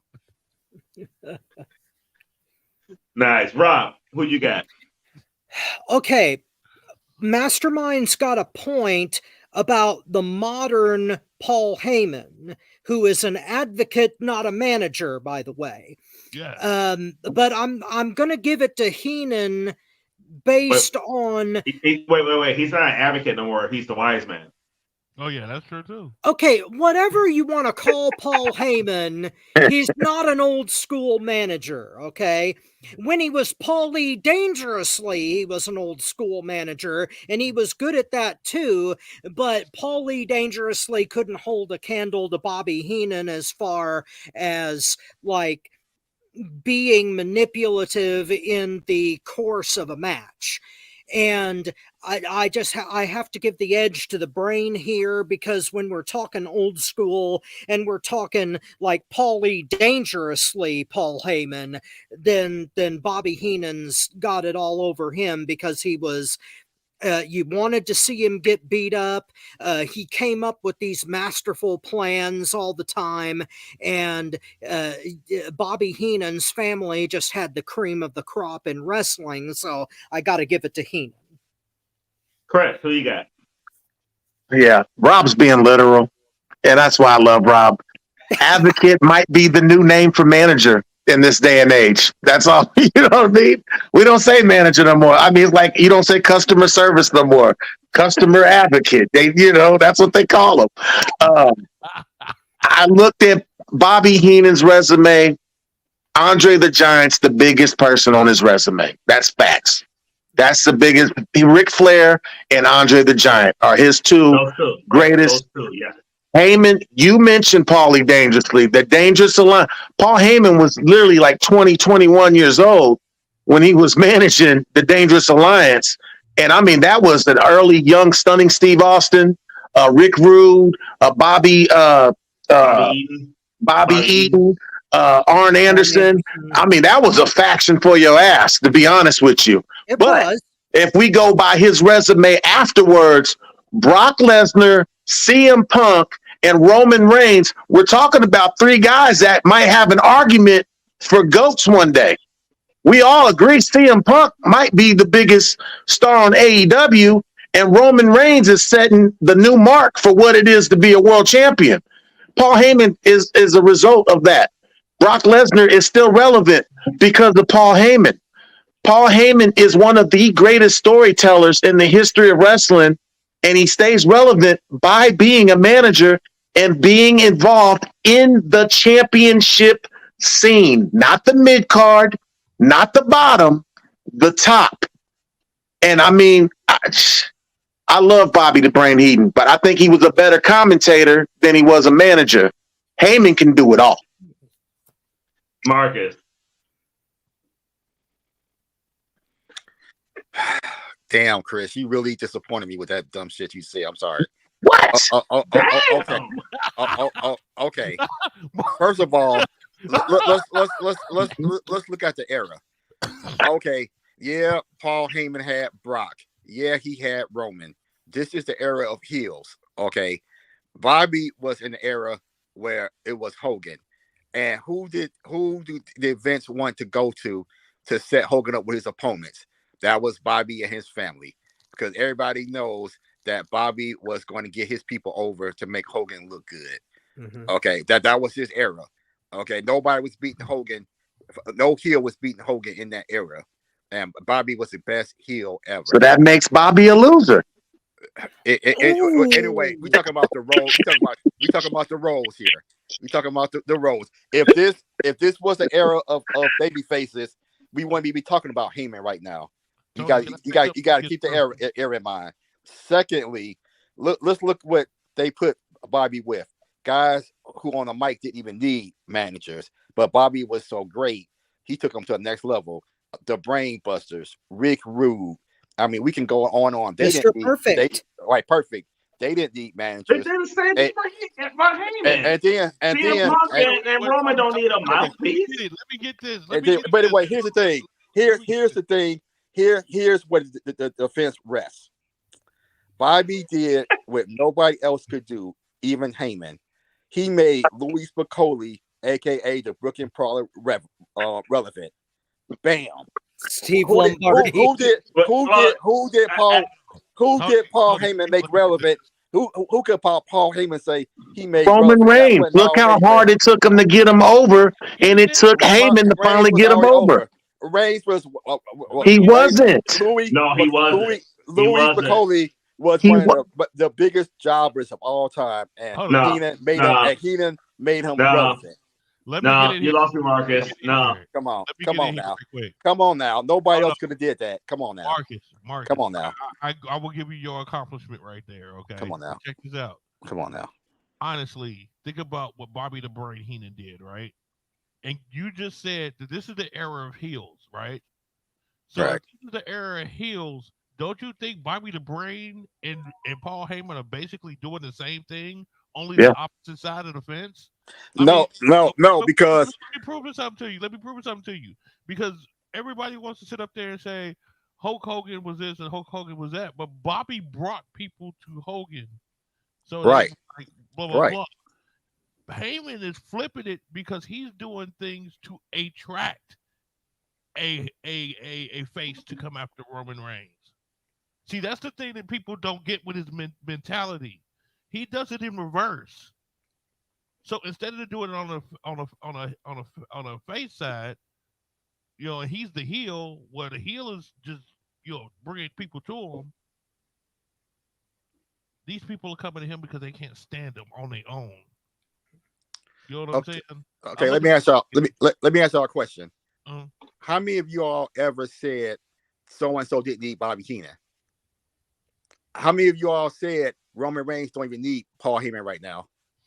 But this is the era thing that I'm talking about. No, I'm saying is he did to get to this point. Talking about Heyman being the GOAT. No, I'll be honest with you. As far as like what they accomplished, Roman Reigns needed Bobby, needed Paul Heyman a hell of a lot more than Rick Rude needed Bobby Heenan.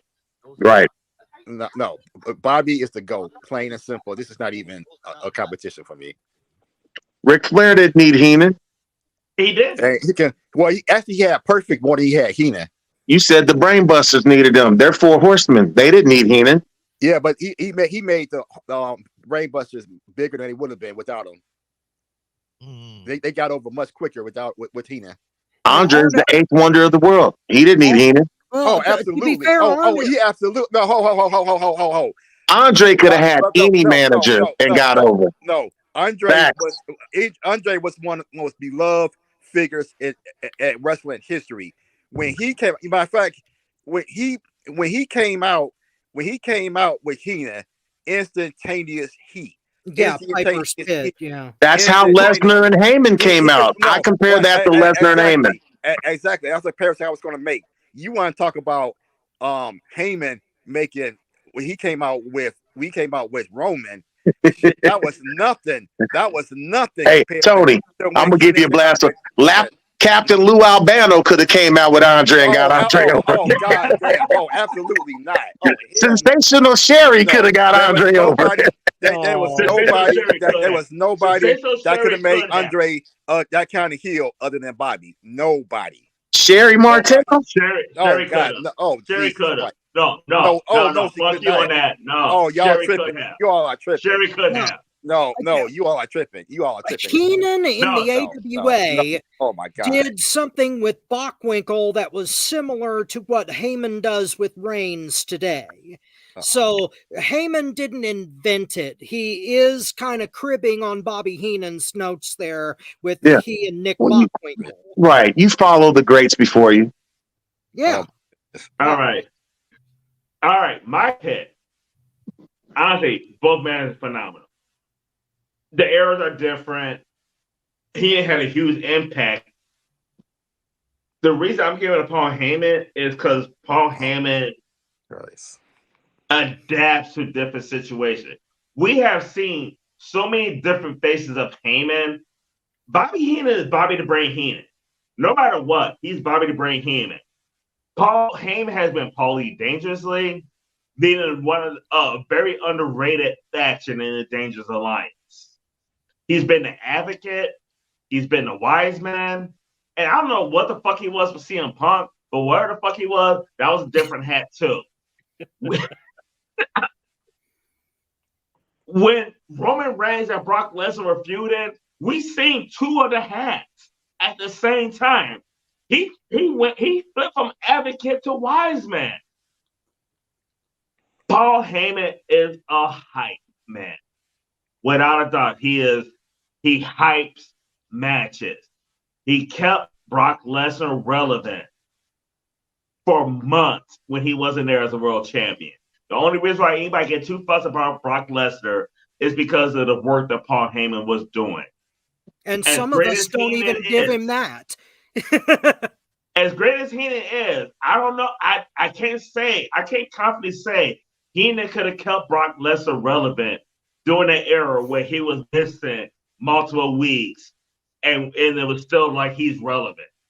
That's what I really respect Heyman for, Heyman for. To keep Lesnar relevant, working that shitty schedule that he was working, it's a credit to him. Brock Lesnar owes a lot to Paul Heyman as far as his career goes. Yeah. Heenan had a lot of great wrestlers, but I gotta agree with Chris though. Andre Giant was going to go down as a legend whether he was with Bobby the Brain Heenan or not. Ric Flair was a legend when he got to Bobby the Brain Heenan. And I'm sorry, you disagree, Marcus, though, but the Brain Buster was a phenomenal tag team before Bobby the Brain Heenan got his hand on him. Mm-hmm. Heenan makes... And Roman Reigns was not over until Paul Heyman.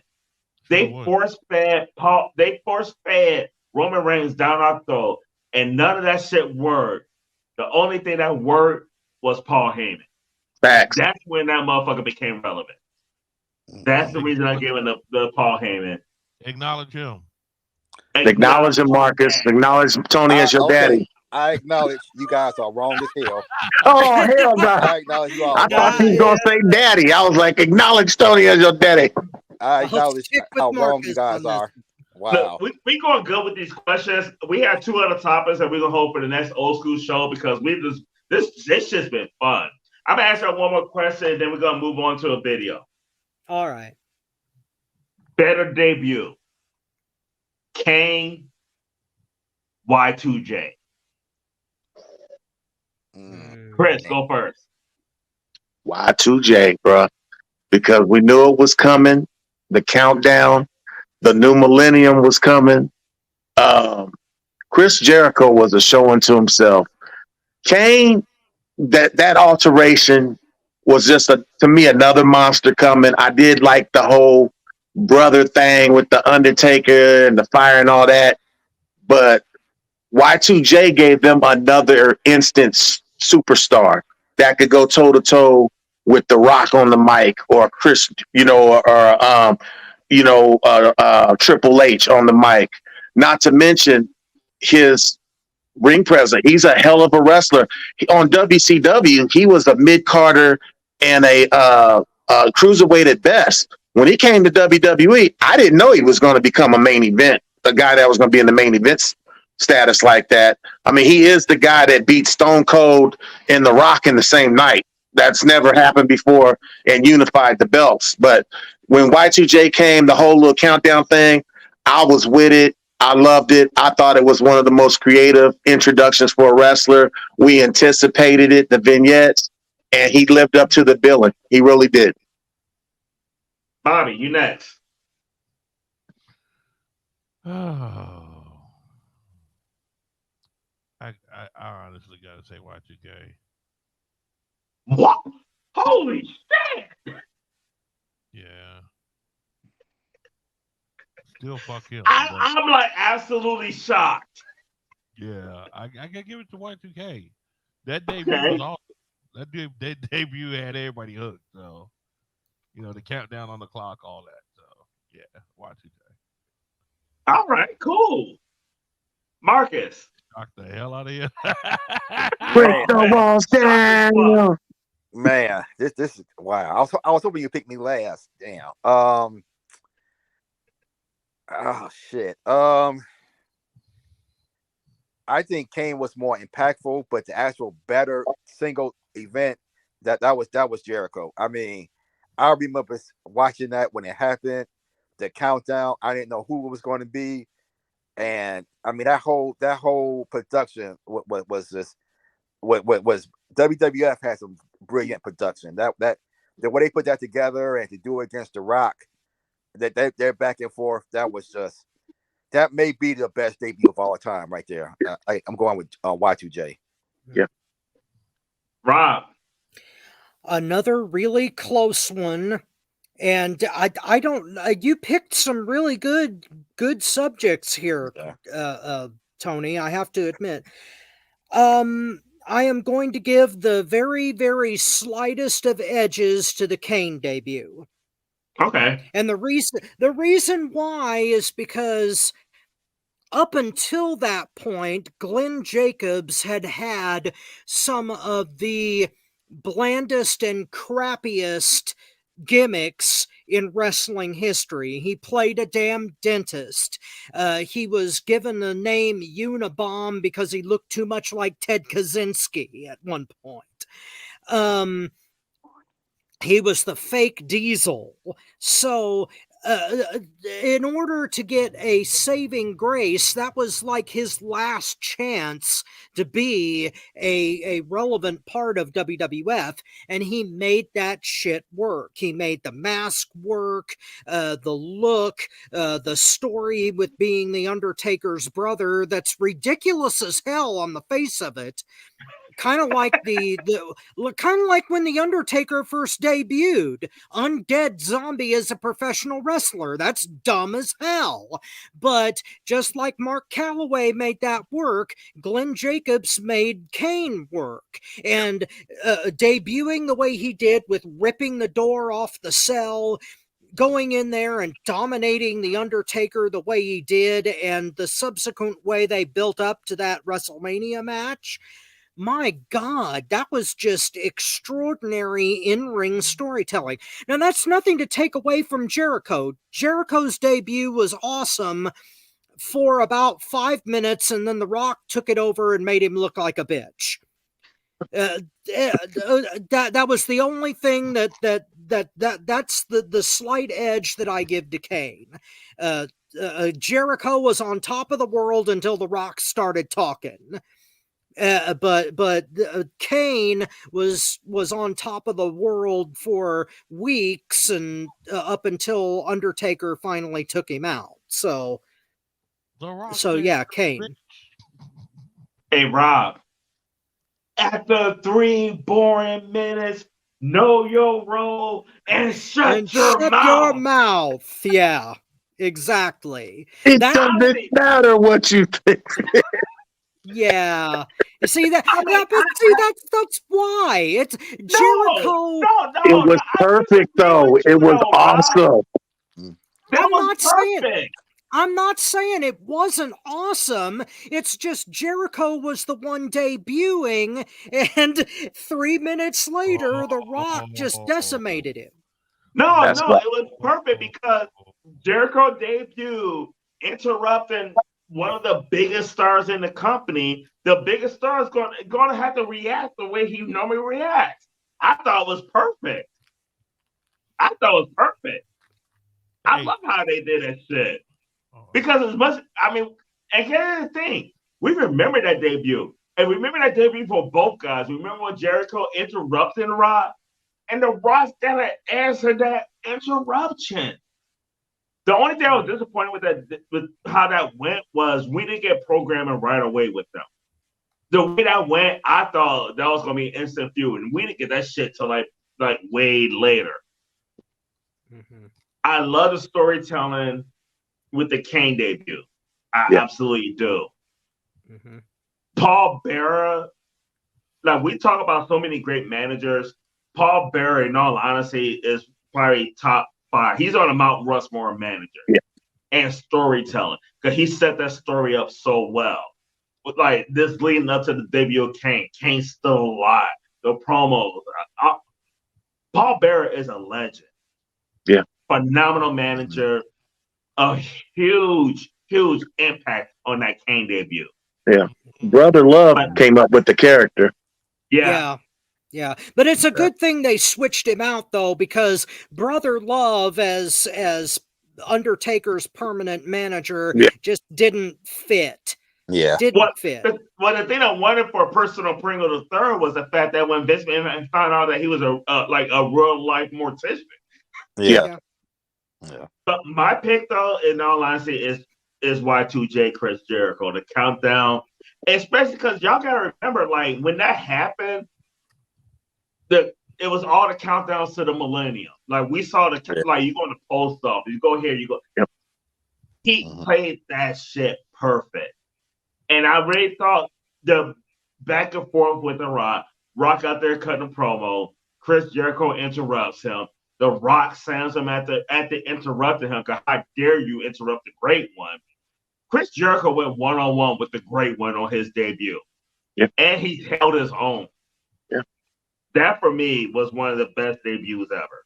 Yeah. All right, I have a couple more questions we're gonna keep for the next show. We're gonna move on to our last segment. Bobby's gonna cue up the video, but basically on this month, February 23rd is the 27th year anniversary of the birth of 316. So let's take a look at this video and then comment on that. And we're gonna wrap it up, okay? Okay. All right. I'm gonna take lead on this, and here's why. Talk about hard times. Talk about all the great promos that Stone Cold did. We have so many great promos. Some better than that. So before I even say what I'm gonna say, we have promos better than that. For me, that's my favorite promo. That was my all-time favorite.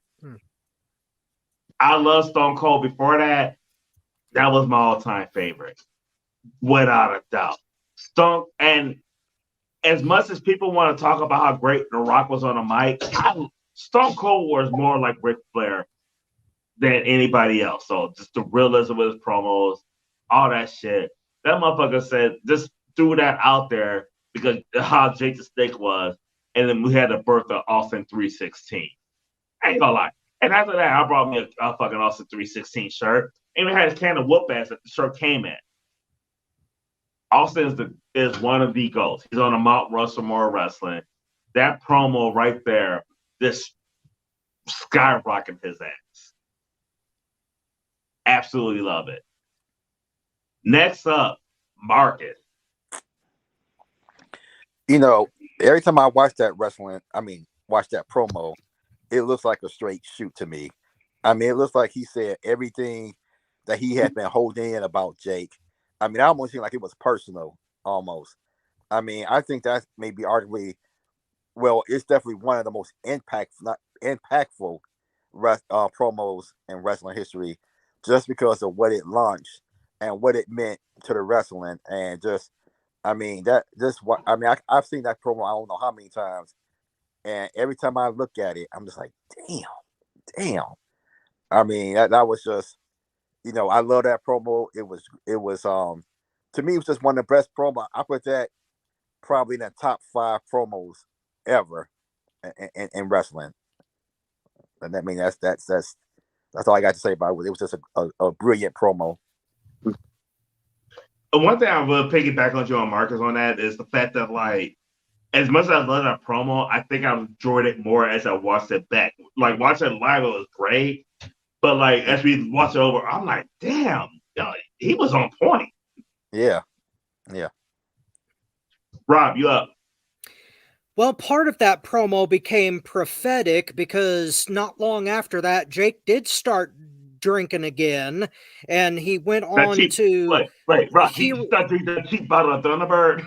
Yeah, he went to Heroes of Wrestling and screwed around with Bundy and Yokozuna, and one of the most embarrassing things of all time. But anyway, as far as the promo itself, it basically made Steve Austin in the WWF, and it transitioned him away from any semblance of stunning Steve Austin, which was a character that I really liked before, especially with the Hollywood Blondes and Pillman and WCW. Oh, one of my favorite tag teams. Yeah, and the clinics that he had with Steamboat over the U.S. title in WCW proved that he was more than just a brawler, but he became stone cold, and he didn't have to do any of that anymore. He showed some of it with Bret Hart, but he didn't. He didn't have to after that. But this promo itself, I don't know. It's not controversial now, but at the time, it gave people a reason to rebel. And I think that was one of the main things that got Austin over in that light, was that Stone Cold meant rebellion. And in 1996, I wasn't that much into rebellion. I was still very much a babyface loving kind of guy. The NWO kind of changed all that. Have you ever been to rebellion? Yeah, I have been. There are times. No, I'm talking about. I only rebel if I got a cause. I'm not a rebel without a cause. I'm not Jimmy Dean. But people in the mid 90s were sick and tired of things being highly polished and goody, and that's what propelled Austin, and that promo was definitely that. One thing before we move on to Chris, you're gonna be up next though, because everybody loves The Rock and his promos, and they were funny. And I honestly love Steve Austin promos more than The Rock's. The Rock's is entertaining, funny, but Steve Austin, when he got done talking, Steve Austin makes you feel like you're gonna whoop somebody's ass. I just absolutely love his promos. But go ahead, Chris. Yeah, I'll hit on 2 quick points. It was actually a pipe bomb, if you think about it. He had already been doing those promos in ECW. Yeah. Paul Heyman gave him the license to say whatever. Him and Mankind did some of Mick Foley had some of the best promos in ECW. We know McMahon didn't watch any other wrestling shows. So he brings 2 of the best promo guys in the world and doesn't let them talk when they first come to WWE.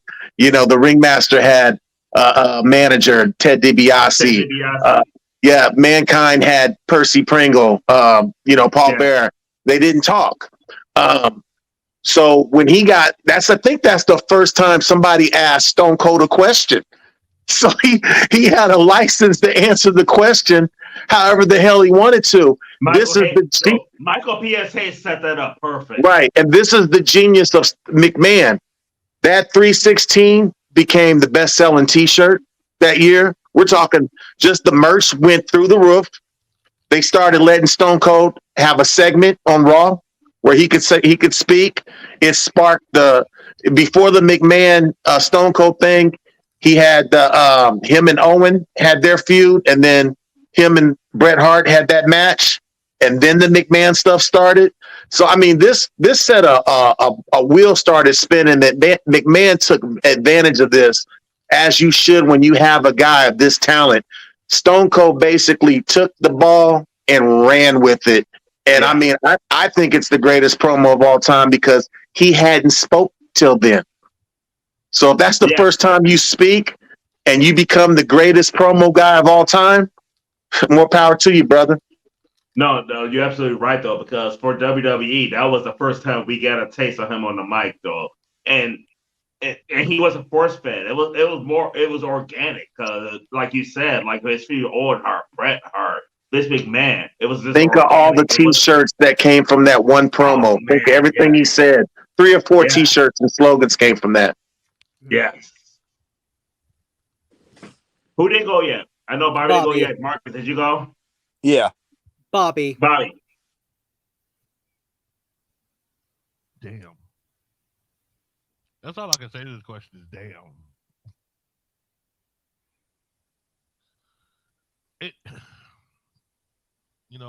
Stone Cold, he was funny.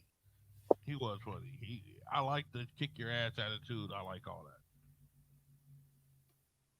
But again, I just reacted differently to it.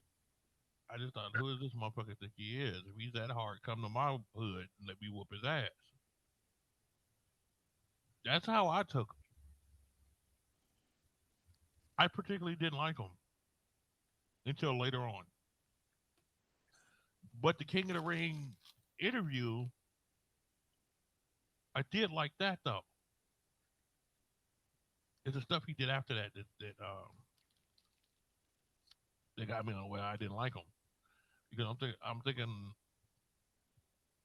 hey dude, I don't see you around here talking that shit. You know what I'm saying? I don't know. I just took it that way. So he needed a different foil. And Vince McMahon was the ultimate bad guy that a rebel like Austin needed. Yeah. And that was what was missing for you and me, because I didn't like Austin during the US-Canada thing, but I did like him once he got beating on McMahon. Right, yeah. You let the Austin with the bedpan upside Vince's head. Well, that was later. McMahon became a bad guy with the Montreal screw job because we all thought McMahon was the clean cut. Before I knew he was running the whole show, I thought he was just a commentator. Yeah. I didn't put 2 and 2 together for years. No, I was the same way. I was honestly the same way. To the screw job and no clue that he was in charge. Yeah. Mm-hmm.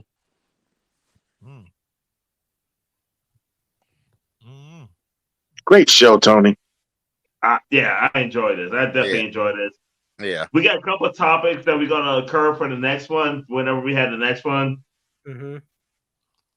There's some questions for you guys in the next one as well, because that went well. I had a lot of fun with the questions. Well, hold on. Let me make my announcement right quick. I can barely hear you, Bobby. Open your ears, jackass. No, I'm just kidding. No. This is why I want to make an announcement. I gotta admit something here. I have not had this much fun just answering questions on a wrestling podcast than what you have done, Tony. You've done a lot of stuff on here that's real cool. As a president of FTW, sometimes I gotta step back, take care of business. You know what I'm saying? Mm-hmm. So now I'm gonna be designating certain shows and everything for people to go ahead and host and do. So Tony, I want to tell you in front of everybody because I know you ain't had no clue on this. I was gonna do this in person. That's kind of why I set this up in the garage so me and you be next to each other. You know what I'm saying? But this old school segment is going to be a permanent part of FTW. Um, what we're going to do is we're going to do this once a month, and then we're also going to broadcast it on the network. I think these shows are good. I think these shows are wonderful. We have a very good panel, and then there's Chris. But Oh, not Gadget Man is good on these. I know. I want something to do. I want to do a show. We don't do those type of shows on our network. Thank you for joining us on FTW Future Focus. I do those kind of shows, but not here. Thank you for joining us on FTW Future Focus. That's 2 in a row. Yeah, we're not gonna. Gadget Man does those shows on the Pornhub. No, we ain't gonna say what's in his basement. Thank you for joining us on FTW Future Focus. Oh man. Oh. But Tony, congratulations. This is gonna be your show. Old school is gonna be your show. So I appreciate it. Like, granted, Marcus is the oldest guy on the show, but my ass is old as hell, so I love doing old school. Right on. It's all good. It's all good. So we're gonna come up with a segment we're gonna do that's gonna be on air. What's gonna happen is we're gonna broadcast it, tape it, and then go ahead and put it on air for the network, so everybody else can view it. If you don't know about the network, it's at www.ftnetwork.net. It's on the Independent Island page. The Independent Island page is all about independence, not only independent wrestling, but we're also going to be doing independent gaming. We're going to have some of the top gaming guys in the industry come through. As you see behind me, Mortal Kombat 1 again. Check it out, dude. I mean, it's blowing my mind right now. We're gonna do a lot of gaming, probably gaming competitions. We're gonna be hosting different podcast shows. I am honestly thinking that this old school show might turn into that podcast show. So we'll be back with you on that one. And guys, we're done for today. I appreciate everybody that's tuned in. Man, and if it wasn't for you guys, it wouldn't be any us. Look what we've grown. Absolutely. We've grown from 5 screens to now at least 5 channels. Sweet. Well, ladies and gentlemen,